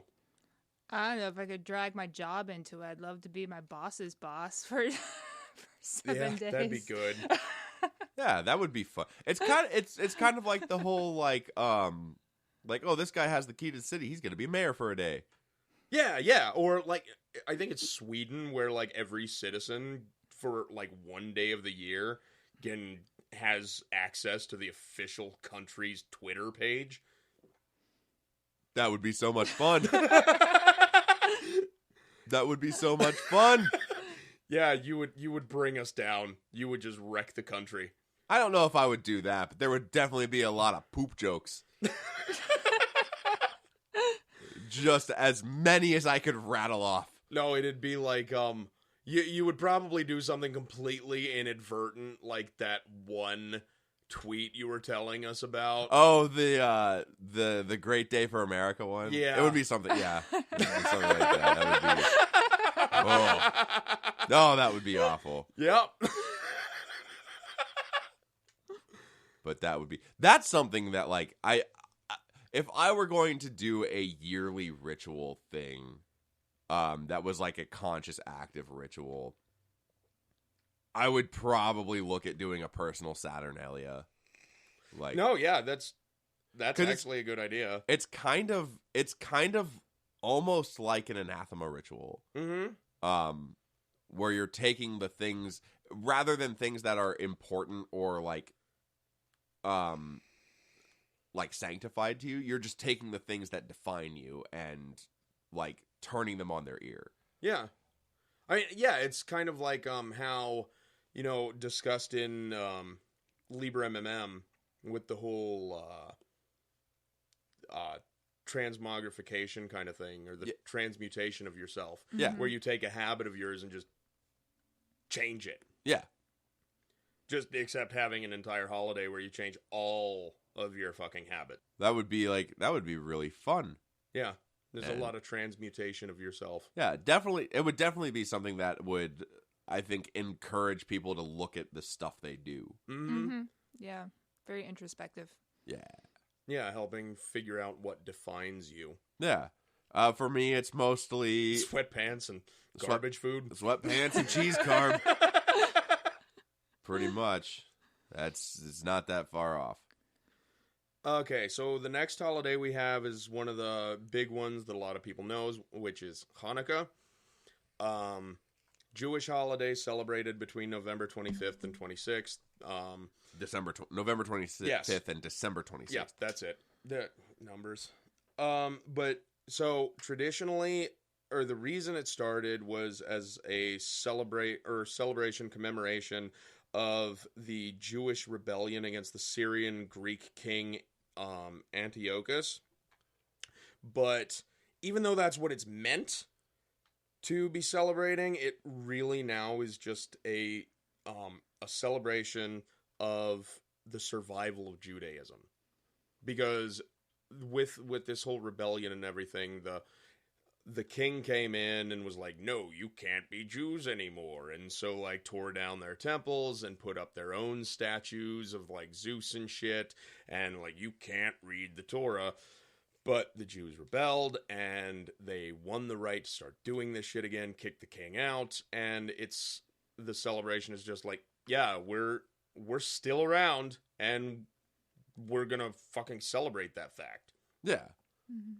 And, like, the whole menorah thing with the reason it's going on for 8 days is they could only find 1 day's worth of oil, and it would take 8 days to go get more oil for the shit. But then they were blessed with the fact that this oil kept burning for 8 days, and so that's why you have the 8 candles of the menorah as a celebration of that. There's the Dreidel, which is incorporated, which is kind of a fun little gambling game where you add up the different things on it, and whoever wins gets like candy or something like that. But during this time, playing the Dreidel, like it was used as a subversive thing where it's like, yeah, we're just playing with our top. It's cool. Don't worry about it. But really, they were getting together to like read about the Torah. Yeah. And so there's just a lot of the things in there are celebrations of that and the survival of Judaism. Yeah, Hanukkah is a very ritual-heavy festival. Like, yes, it's not one of the more important of celebrations as far as Judaism goes, but it's amongst most people who aren't Jewish, they know Hanukkah because it falls around this time. Yeah. Yeah. I feel like there's a very specific subset of people in America that know what Hanukkah is because of the Adam Sandler song. And that makes me a little sad. Yeah. But yeah, it's big because it falls around this time period, and like people who aren't Jewish don't really understand the significance of other holidays like Rosh Hashanah or Yom Kippur or stuff like that. It's just like, oh, Hanukkah, yeah, it has to be big because it's Jewish Christmas, right? Yeah, it's Jewish Christmas. Yeah. Like, No. Like, there are other more important things to the Jews than just, the fact that, yeah, we beat a king once. Like, yeah, it's good that they're still around, but they're more important, like, personal holidays. But yeah, so. Yeah, it's definitely, like, the most widely known holiday. Right. So the next one I just kind of threw in because I thought it was really interesting. It's not a big holiday by any means. It's called Harikuyo. It's celebrated in Japan. It's a Shinto practice. So throughout the year, what you do is it's because this holiday is particularly practiced by like tailors and people who stay at home and sew things. Yeah. So throughout the year, whenever you like bend or break a sewing needle, everyone here in America, you just throw it out. Yeah. Get rid of it. But for the Shinto, you store those things. You keep it aside. And then on this day, you bring all of them together and then you put them into like a sweet potato mash thing, if I remember correctly, and bury it as kind of a thanking the spirit of the needles for helping you with everything. I thought you were going to say eat it, and I was like, that's so fucking metal, dude. Like, that would be intense, yeah. Almost as metal as tearing a goat in half. It's a different kind of metal. Still pretty goddamn So metal. we need to mash the two and make the most metal holiday ever. Put all your broken needles in a goat. And then eat it raw. Yes. Oh. But yeah, I kind of like the idea of just, like, bringing it, like, giving thanks throughout the year for this one thing that's helped you for everything. Well, yeah, it kind of, at a glance, seems very indicative that, like, okay, these broken needles represent lessons and learning opportunities. Right. And so what you're thanking that god for is, like, helping you grow. Well, it's not a god because within Or a spirit. Shinto, yeah, within Spirit. Shinto, everything has it's an animist religion, and so everything has its own spirit kind of thing. So you're thanking the spirit of the needles. Yeah. I really like the idea of this one. I mean, if you just think about our culture, all the things that are disposable that we kind definitely, of work through. It's like, think of something that you use, especially needles or something that's, towards a certain labor or a profession or something. That's something that you, like in my profession, it could be, I don't know, bits for a screwdriver or something like that. And Yeah. like save those up for a year and then like thank Yeah. those things that I've used throughout the year. Yeah. I don't know, I like the idea of this quite a bit. Yeah, especially like things that, with it being a profession, things that keep you alive. Like, this is what's paying for my shit. Thanks. Exactly. Thank you, drill bits. Well, it's also something that forces you to be reflective. Mm-hmm. It forces you when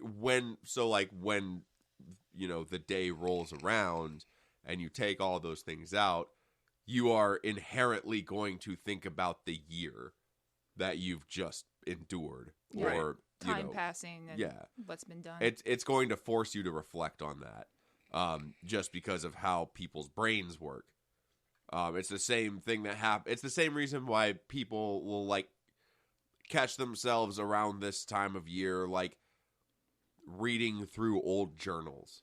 Yeah. Or, you see all of the like year in review, like, the Spotify playlist, Facebook, whatever Yeah. social media thing. Yeah, it's a device that's used to like make you engage more on that platform, but your brain responds to that, and like it forces you to be a little more reflective. Yeah, it's reflective, and there's an aspect of nostalgia as well. Yes. So what I plan to do is save all of my inkjet cartridges, and then at the end of the year, You'll have a whole barrel of inkjet ink. yeah, and I will thank the spirits of the inkjet by then like hitting the dispensed cartridges with a baseball bat. Yeah, dude, make it art. Yeah. Do it up on make a mural. That'd be so dope. Fuck yeah. The problem is it would constantly be low on cyan. A very monochromatic effect. Okay, so the next one we have is the Iroquois Midwinter ceremony, which takes place in January.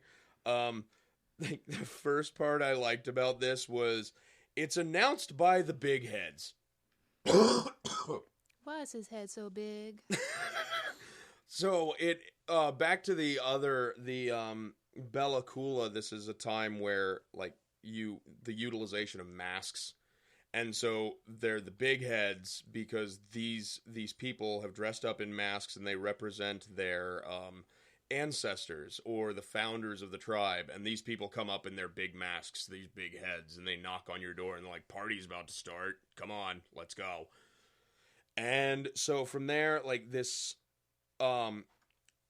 it's another time where you're celebrating the community where there's a name-giving ceremony. So for any children that are born throughout the year, this is the time when they're named and given a place within the tribe. It's also a time in which dreams are shared amongst the community. So like this is what I've been dreaming about recently, and you'll have other people help interpret those dreams for them. There used to be... It's not so much anymore, or it doesn't take place anymore, but there was a white dog sacrifice. So the Iroquois love their dogs, and they're a big part of their culture. But every year they would have one dog, which they would ritually kill, and then offer that, like put beads on it and decorate the body, and then burn it. And the smoke from that body would then go up to the gods as a kind of like thank you for allowing this animal to be part of our lives. Now it's been replaced by like, just putting or like offering beads and stuff like that rather than a whole animal. I say, and imagine it probably has like, it's probably evolved to be everything minus the dog. Yeah, pretty much. Which is cool. Yeah. Dogs are awesome. And I don't say that to belittle the importance of those kind of sacrifices. Right. But it's definitely a thing that is not. It's an evolution with culture. Yeah. But then also like during this, there's lots of community dancing, and they'll throw tobacco onto the fire and letting the smoke go up again to kind of give thanks for everything that they've been given. Absolutely. When you say the big heads would knock and say the party's about to start, I imagine just like all of the Iroquois sitting in like being like, oh fuck, it's time for mandatory funtivities. God damn it. If I'd have known I'd have called in sick today. It's kind of like how I feel sometimes around the holidays anyway, where it's like, yeah. Yeah. God. It's like getting a corporate pizza party. Nobody really wants it. No, but you take your pizza and like, I'll be enjoying this in the other room. Yeah. I'm going to see if you sneak out of a whole pizza. Yeah. Absolutely. There's pizza in it. Yeah, exactly. Everything is pizza. Everything is pizza. All right, we're going to do another quick break, and then we will come back with some more traditions for the end of the year around the world. The Faith Blind Council would like to take this time to give a very heartfelt thank you to West of Hell. At westofhell.com, you can find handmade occult artifacts, ranging from ritual leather masks, prayer beads, clophotic mirrors, and other tools of the craft, some even made from human bone. Their resident artist, Curse Carter, creates these pieces with an anti-cosmic and adversarial intent. With years of experience in art forms like tattooing and leathercraft, if the tool you're looking for isn't offered, let them know. Commissions are always welcome. So go out and support West of Hell by visiting their website at westofhell.com. That's WESTOVHELL.com. And we're coming back at you with some more holidays. Yeah, now the cats are high. Yep, you gotta get... Dude, she's licking the box. Good. I'm proud of you. I will never grow up. No. Don't ever. My paper fell down. Oh, no.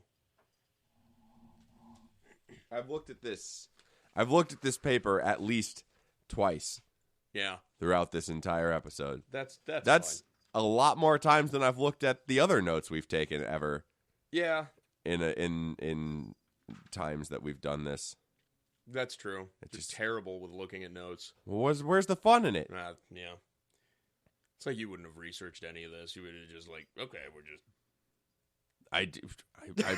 You're not wrong. Yeah. I looked for like 20 minutes on Scribd.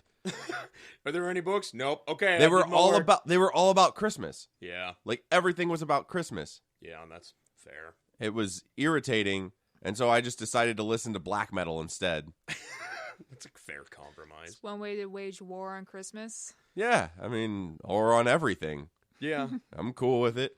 Next holiday we got is another big one that a lot of people know about, which is Kwanzaa. I feel like a lot of people know about Kwanzaa. Right. But, like, in the fact that they know of it. Like, yeah. That it exists. Right. And so it doesn't really have, like, a historical basis so much because it was created in, I think, the 60s. Yeah, it was basically created by I want to say, like, a professor or something? Yes, it was a professor.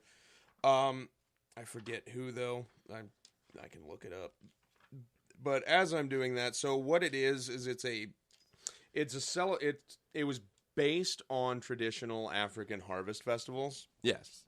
So it's basically like an amalgamation of... Yeah. It's a basis in, like, harvest festivals. Yeah. And the purpose of it was to... Yeah. Okay, so we found it, and it was created by UCLA professor from Nigeria, Dr. Maulana Ron Karanga, UCLA professor from Nigeria. After the August of 1965 Watts riots in Los Angeles, he was a graduate student and tells people that he felt that people had lost their touch with their African roots. And so after he completed his PhD, he began teaching African American history, studied the culture of the Yoruba, Igbo, Ashanti, Zulu, and other African tribes, and he just kind of blended them together as a celebration of the African diaspora. Yeah. And so it's very rooted in, like... Sorry, I thought I had to sneeze. So it's very rooted Like in... you got punched in the face. That's just how I always look. So it's very much rooted in, like, traditional, like, African spiritual, like, practice. Yeah. And so, like, part of Kwanzaa is the, like, veneration of ancestors and understanding, like, where you came from, because a lot of the African diaspora don't know their origins, don't know their ancestors. Yeah.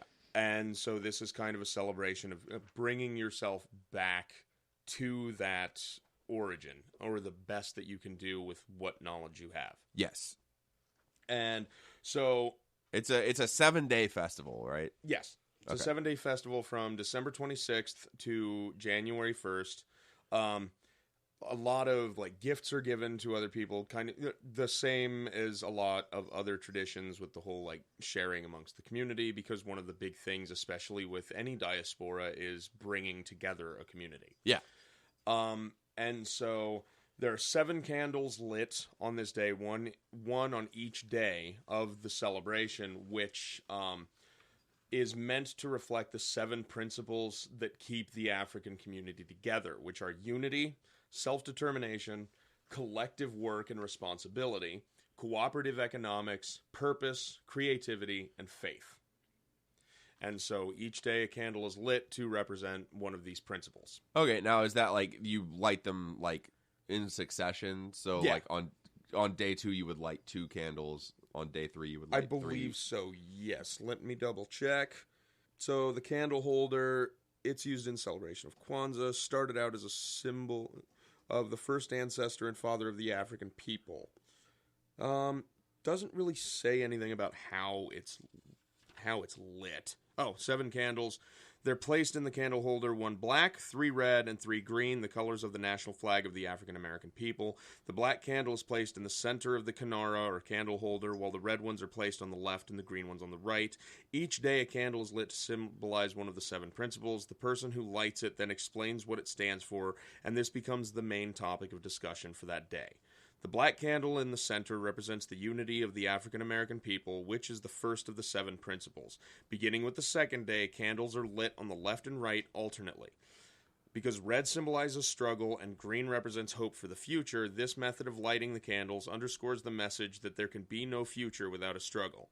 Each candle that has been lit before is relit along with the candle of the day until all 7 candles are burning on the last day of the festival. Okay. And then it's a daily ritual similar to lighting the menorah on Hanukkah.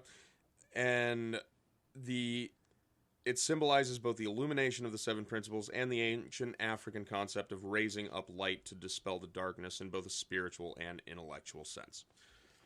So yeah, that's Kwanzaa.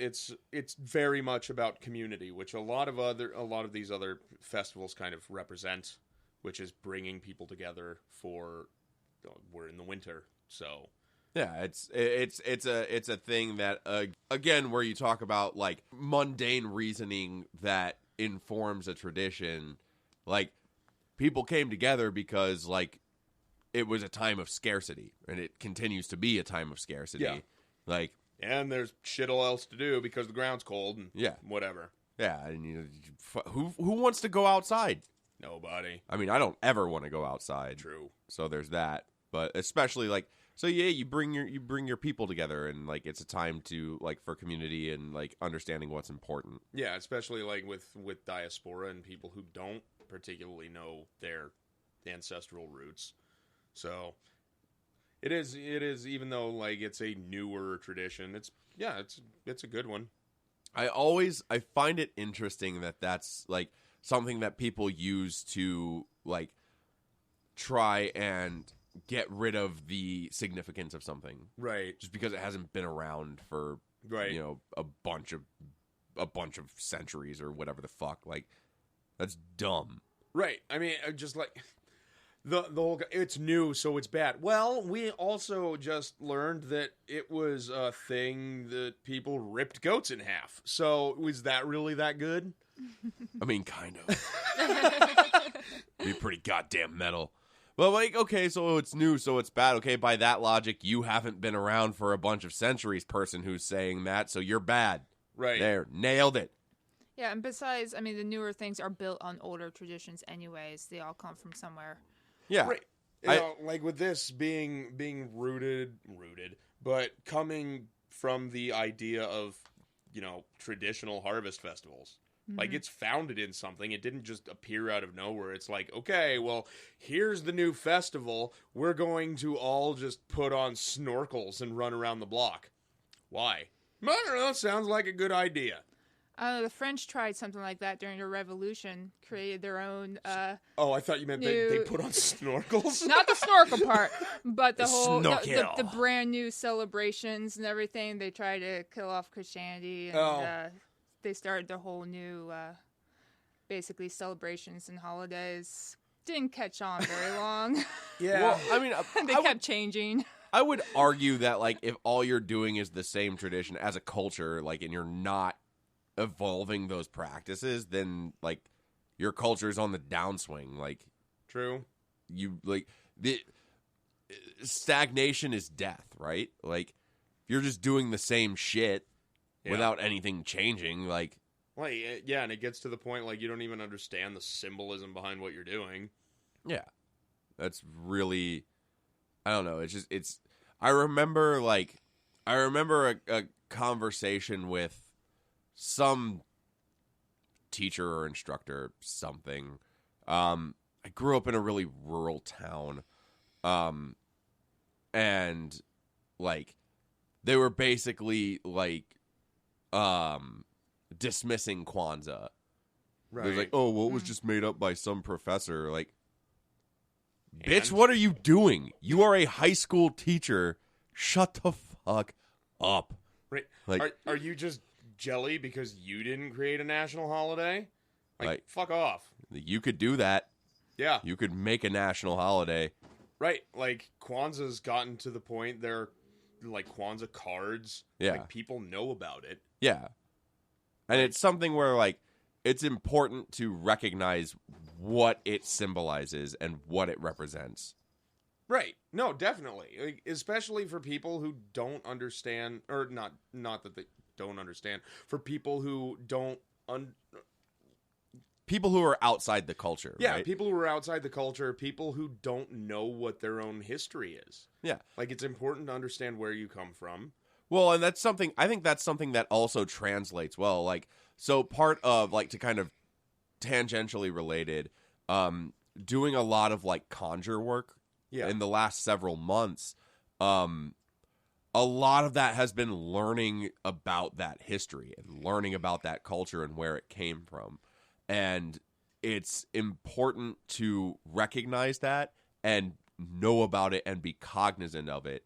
Right. Like, and show it the respect it deserves. Yeah, it's like you are, by doing that, by making the effort and taking the time to learn about it, you are lifting it up. Right. Like, otherwise you're just kind of being a dick. Yep.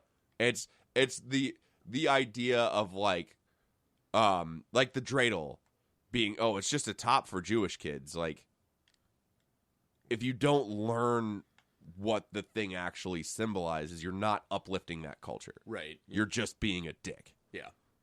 And that's something that is like kind of the underlying reason of doing this episode. Right, yeah, like they're learning about different cultures, yes, respecting them, understanding the reasoning, the symbolism behind all of these things, what they're doing, but showing them the respect they deserve.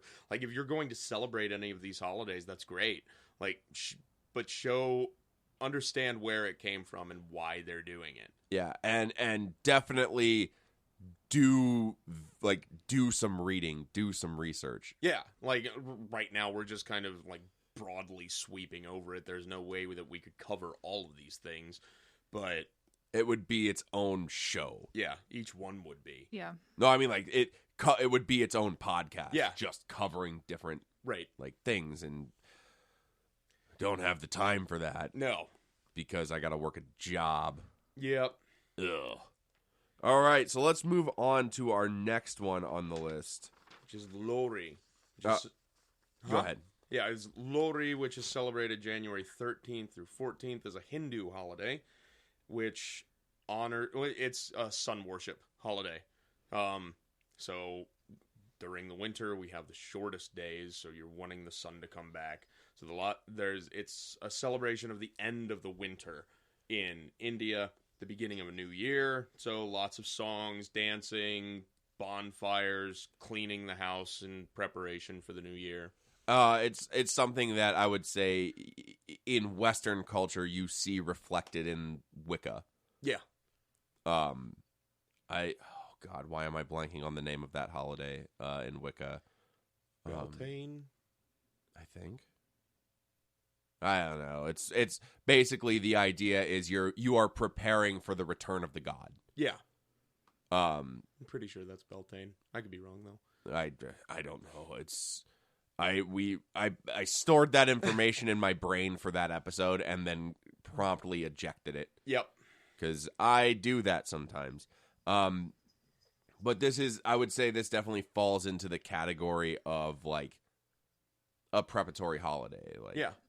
Mm-hmm. And so I would imagine involves a lot of like also symbolically and literally preparing yourself for the year ahead. Mm-hmm. Getting rid of the things that you no longer need, understanding and making room for the changes that are coming and also the new things.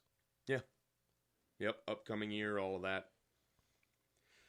Okay, so the next one we have is the Navajo Night Chant, which takes place 9 days in the winter. It didn't really have, like, what specific time it took place, and the reason for this is because it's a very, very sacred ceremony amongst the Navajo, and because it's so sacred, you have basically these traveling priests who go to different communities in order to perform it, because it has to be done in a very specific way. Okay. So over these 9 days, there's lots of chanting and drums and dancing. It's primarily seen as a healing ritual, so you're healing yourself from all of the bad things of the last year, but it has to be done in a very specific way, otherwise the ritual doesn't work. And so because of this, the traveling priests have to have 9 days worth of chants memorized. There's a lot of shit to have memorized. Yeah. And the chanting and the drumming takes place each day for about a 10-hour stretch. Okay. So that's a lot of shit to have down. And because of that, these traveling priests are compensated handsomely by the tribes that, or communities that go to partake in this ritual. Yeah. So they're given cash, typically between like $500 and $1,000, but they're also given things like livestock and clothing and just like physical goods. Yeah. But yeah, it's a very, very important thing. It's also a time of initiation for children. So with a coming of age thing, the boys, as they're coming into adulthood, they're beaten with yucca whip. And the girls, instead of being beaten, are kind of like touched with ears of corn. Okay. Which, oddly enough, or because of the whole Christian thing, there used to be a celebration where this kind of thing happened called Childermas. Okay. Which, also known as Holy Innocents' Day. Which, okay, so biblically, like, Christ's birth was announced and everything, and so Herod, being jelly and shit, decided to murder all of the firstborn sons, and so it was a commemoration of all of these innocent people being killed, but it just turned into a holiday where you beat each other. Well, wasn't the Herod thing like in response to some prophecy? Yeah. He was like, oh, there's this... Like, the firstborn son of blah, blah, blah is, like, going to dethrone blah, blah. And Yeah. Herod was like, well, not if I murder all of them. Yeah, pretty much. Because that's what a balanced individual does. And so it just turned into a holiday where you beat each other. It happened on, like, December 28th. And so... like, after you gave your kids their presents and whatever on Christmas, then on the 28th you would just beat them. As payment. Remember all the things I gave you. Thwack. Yeah. This is for all of the things that I didn't know you did. But it wasn't just about children being beaten. The children would wander the streets with sticks and beat adults until the adults, like, gave them candy or apples or shit. So December 25th, Christmas, you're given a bunch of stuff. Yeah. December 28th, you get the shit kicked out of you by your parents and then thrown out of the house to, in turn, wander and beat people on the streets until they give you things. Yep. No wonder the Christian faith is so fucked up. Jesus fucking titty fucking Christ. Yeah. That's... Well, they don't really do it anymore, so I mean, there's that. But they just don't ritualize it anymore. Yeah, it's not a ritual beating, but we still have the Navajo night chant that does incorporate ritual beating. So there are still cultures that participate in that. But yeah, so that's that one. I'm just still stuck on the entire, like, Christian institution of, like, whack, whack, whack, get the fuck out of my house, you little shit. Like, and then they take their revenge by all of these children en masse going to trees and ripping off sticks. And like, we're going to get those fuckers back. We're going to get some apples out of this bitch. Right? Like, it's just... What? Okay. Yeah. So the next holiday takes place between December and January in Ghana. It's called Oduira. It's kind of a celebration of the king. And so he's paraded through the streets. It's also a harvest festival. So there's a lot of dancing, drumming, coming together as a community, ancestor worship like we've seen in some other holidays. But then I also incorporated the note in here about the golden stool, Okay. which I thought was interesting. They have a golden stool that is meant to represent the tribe or the like community ancestors. And so the king every year during this festival is meant to sit upon the golden stool as a symbolism that he is becoming in touch with the ancestors. He's letting the ancestors into his butt. Oh no, here's where it gets fun.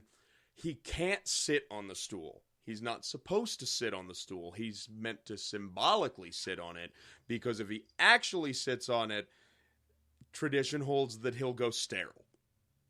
Because the ancestors get into his butt and attack his fucking Prostate. his man G spot. Yep. And then suddenly it's just not as fun anymore unless you got ghosts all up in your G spot. Yep. That makes sense. And so to not sit on the stool, rather than a king with like ripped quads who's just hovering over this, there are people that hold him above the stool to symbolically represent him sitting upon it. Yeah, fuck that, dude. Use your own quads. If I'm going to have someone as my king, they need to be able to squat. Yeah. And keep their heels planted. Yep. Ugh. Okay, I mean, like, I understand that, and, like, I guess, I don't, it's just a thing that, like, It's a lot of steps. there's a lot of stuff going on. Yeah. But, hey, I mean, having a gold stool would be pretty dope. Truth. And the last festival we have is known as Taipusam, which is another Hindu festival. It takes place between January and February for 3 days. It's the celebration of Lord Subramaniam,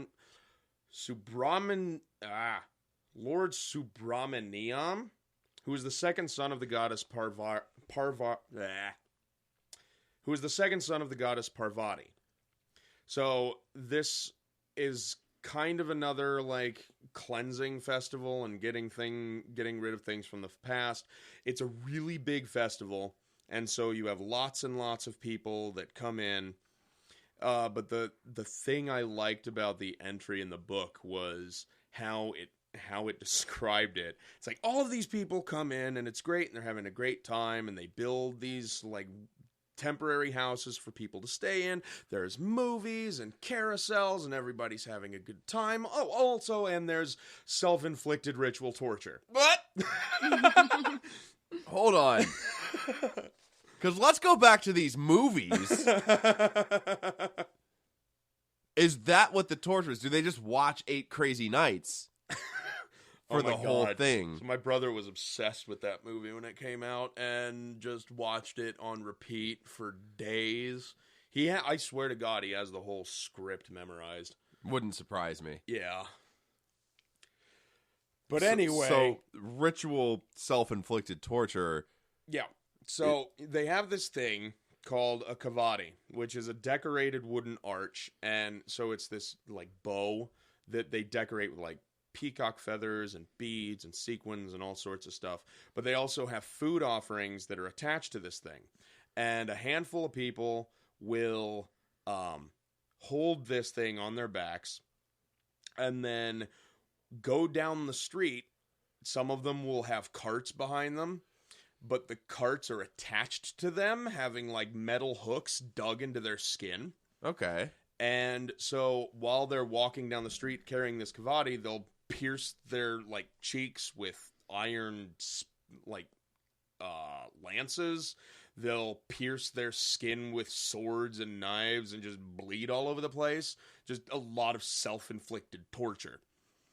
And they'll wander down in this parade before laying the kavadi beneath a statue of the Lord that I'm not even going to attempt to pronounce that again.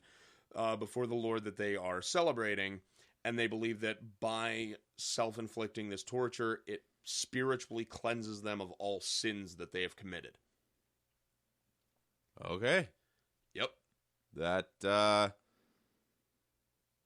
I'm cool with my sins, I think.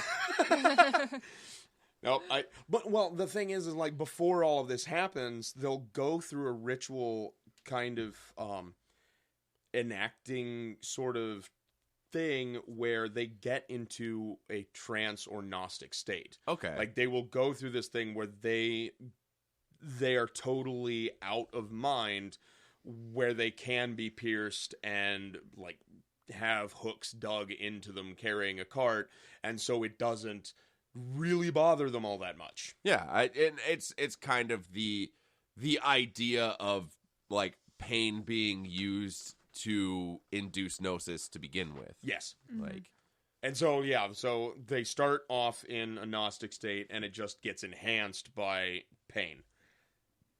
okay. I mean, not for me, Yeah. but it's also not my thing. Right. So like it's hard to like. Obviously, everybody's gonna have like a gut shot reaction to a lot of stuff like that, right? Yeah.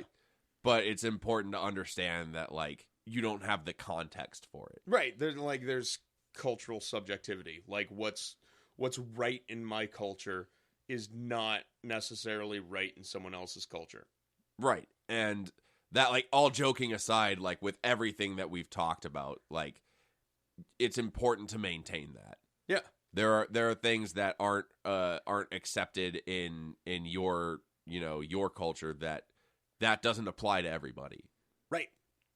And I mean, okay, so take, for example, the United States. One thing that happens in the United States that I personally don't agree with whatsoever is, like, child beauty pageants. Yeah. I completely disagree with that because I believe that it sexualizes children. Okay. It's still a thing Yeah. that happens in a culture. Like, it's fine for some people. I don't personally agree with it. Yeah. But I'm not going to demand that it be outlawed. But it's a thing. There are other cultures that also participate in things that I don't personally agree with. But I'm not going to demand that all of their practices just stop. Because it's not my place. Yeah. I don't understand it. Yeah, and what the thing that I think you do owe to yourself is to learn about these things. Right. Like, and try your best to understand the context behind it. Right. The only thing that I will say that I don't agree with that I think should be stopped is anything that happens to anyone like without consent at all. So like for children having like ritualized genital mutilation, not a fan of that. That's weird. Yeah. Don't like it. No. Like anything that happens against someone's consent, like culturally, for the longest time in America, it was acceptable to have slaves. I don't agree with that. I don't think it should exist. Like, it goes against someone else's consent. Yeah. But that's also a very, like, my rights end where yours begin. Yep. Like, okay, so with this last one, with this Taipusam, it's self-inflicted torture. Yeah. They're doing it to themselves. They are willingly going through this by themselves with their consent.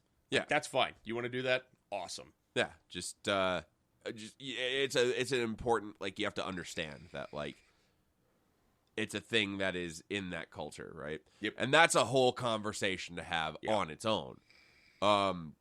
So really quickly, one thing that I did want to touch on this episode is not necessarily a holiday thing, but it's the idea, like, there are, even outside of, like, holiday tradition, and the more you dig into other holiday traditions, specifically within, like, paganism, a lot of it will kind of go back to veneration of nighttime gods. Yes. There are a lot of, basically any god form associated with night, with death, with things like that. Like a lot, and it goes back to kind of we kind of glossed over the idea of feast days. But this is a time for that. Yeah. I mean, even Saturnalia, like Saturn is the god of death. Yeah. So, sure, he ruled over the Golden Age and everything, but like he's the god of death. Yeah. Nix is another one that comes to mind. Yeah. Nix is the goddess of the night. She is night personified. Mm-hmm. This is a time of high power. Yeah. Where the influence of Nix is really at its zenith.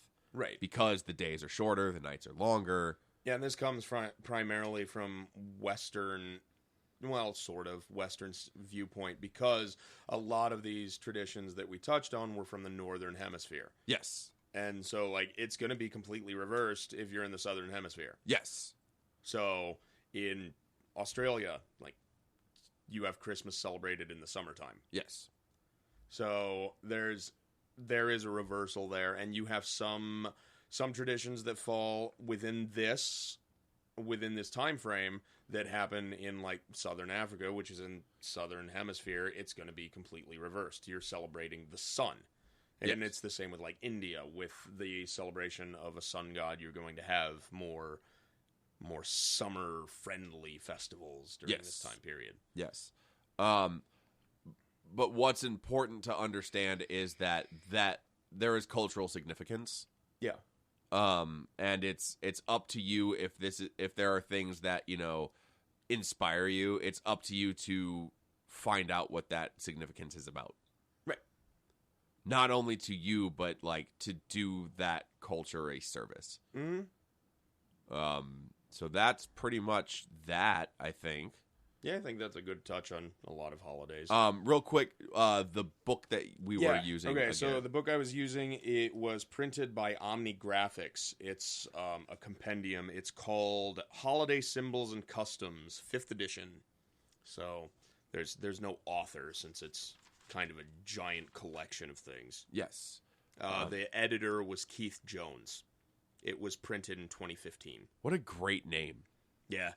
It's pretty awesome. So that's that. Let's do some things where we tell Cologne what to do. First of all, we need to figure out how was... Oh, yeah, because we did that. Yep. I'm smart. I'm good at running this show. Yep. Hell yeah. So how was last month with candle magic?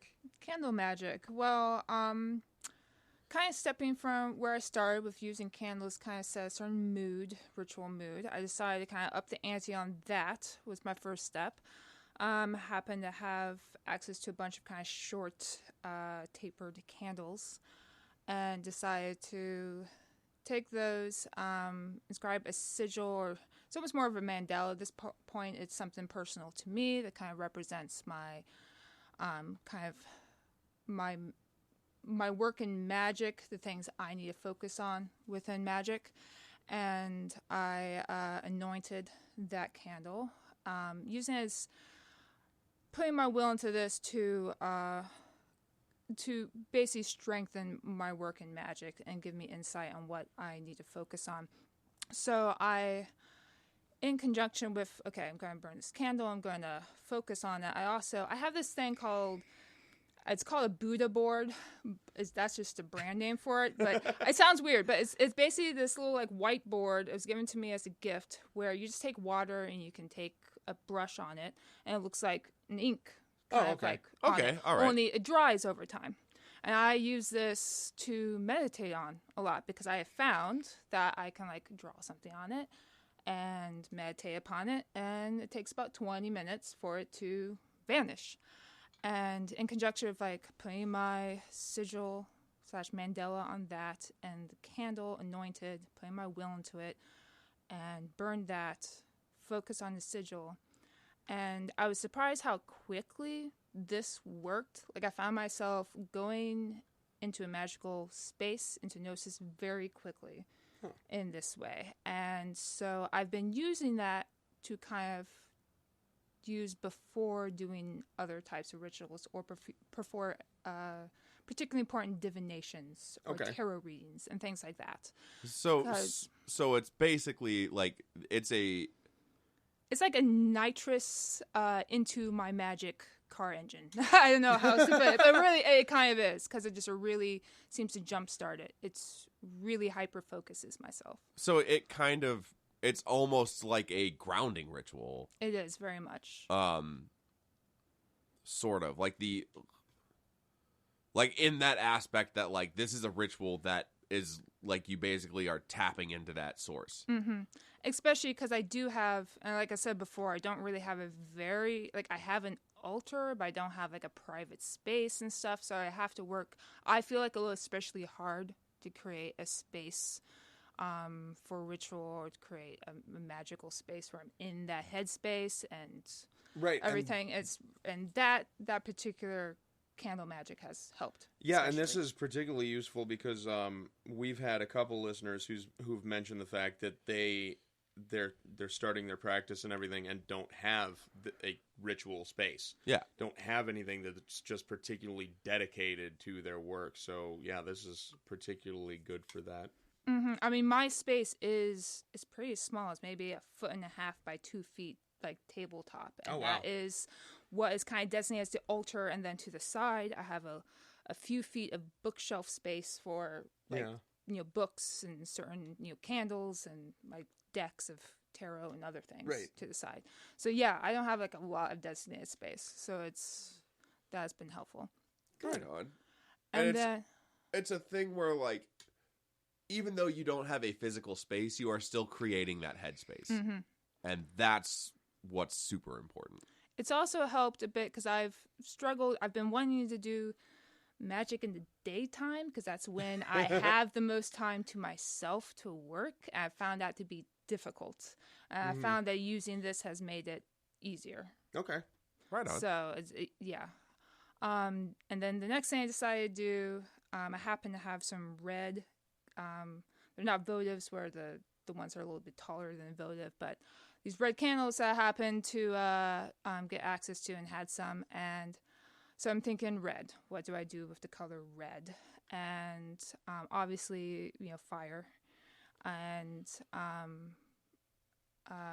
attaching that because I've been reading the book on like elemental magic and fire, and the archangel for fire is Michael. Mm-hmm. So in conjunction, like I used the other candle, kind of get myself within a space, and I took this candle and I put the symbol for fire on it, triangle, and then other side put a sigil for focusing on things like courage and overcoming certain things. Okay. Where fire is particularly, especially the Archangel Michael helps you with, burn that, and then kind of visualize the Archangel Michael very specifically, and spend time focusing on that. Same with putting this sigil on the Buddha board, like I said before, and allow that to fade and replace it with my own visualization of the sigil upon the board, to help me get through, overcome this particular obstacle, and especially with courage. And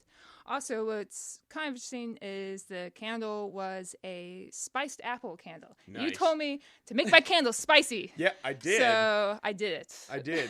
You spiced that it up. That candle was also anointed. Like it had some essential oils specific to fire and the Archangel Michael that I anointed it with as well when I burned it.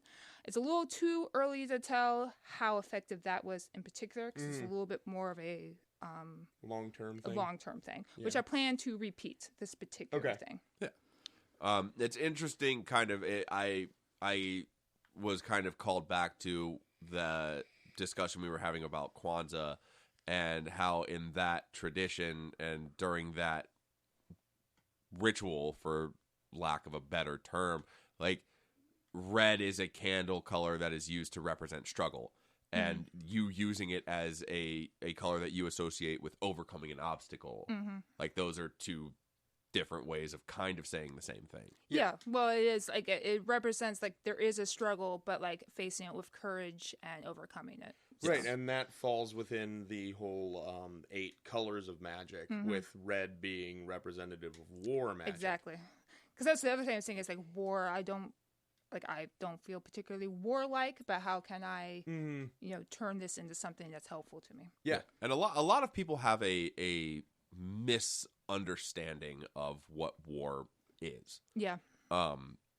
And there's actually, like, when Carol discusses the colors of magic and he's talking about war, he talks about the importance of an objective.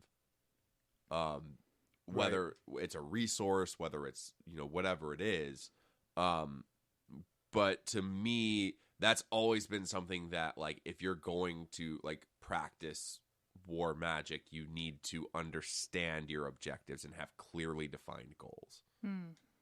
But at the same point, I still think, like, clearly defined goals could be something as easy as having courage, because courage, bravery, and things like that are very nuanced things when it comes to war. Like, you are having a struggle, which is a very nebulous thing, but you're still going forward with that mindset. Yeah, and that's not to say what your goals need to be when I say that. I just, like, that's an aspect that I always have in mind, is like, okay, one of the aspects of war magic is being able to clearly define your goals. Right. Like, to me, doing magic like that is very much in that wheelhouse, because you're setting up your fucking battle plan. And you need to have, like, you need to start with a goal in mind for you to be able to plan for that. Yeah, and even if it is just, increasing your strategic abilities. Yeah. I was just thinking the word strategy myself. Yeah. Yeah. Mm-hmm. So, awesome. That's great to hear. Yay. Yeah, keep us updated on how the courage thing works, though, since that is longer term. But now for challenges for next month. Do you have anything on hand? My challenge for you this month is going to be in the wheelhouse of the Saturnalia discussion we were having. For Saturnalia, find something that you would, like, do opposite. Find something that would be a reversal for you.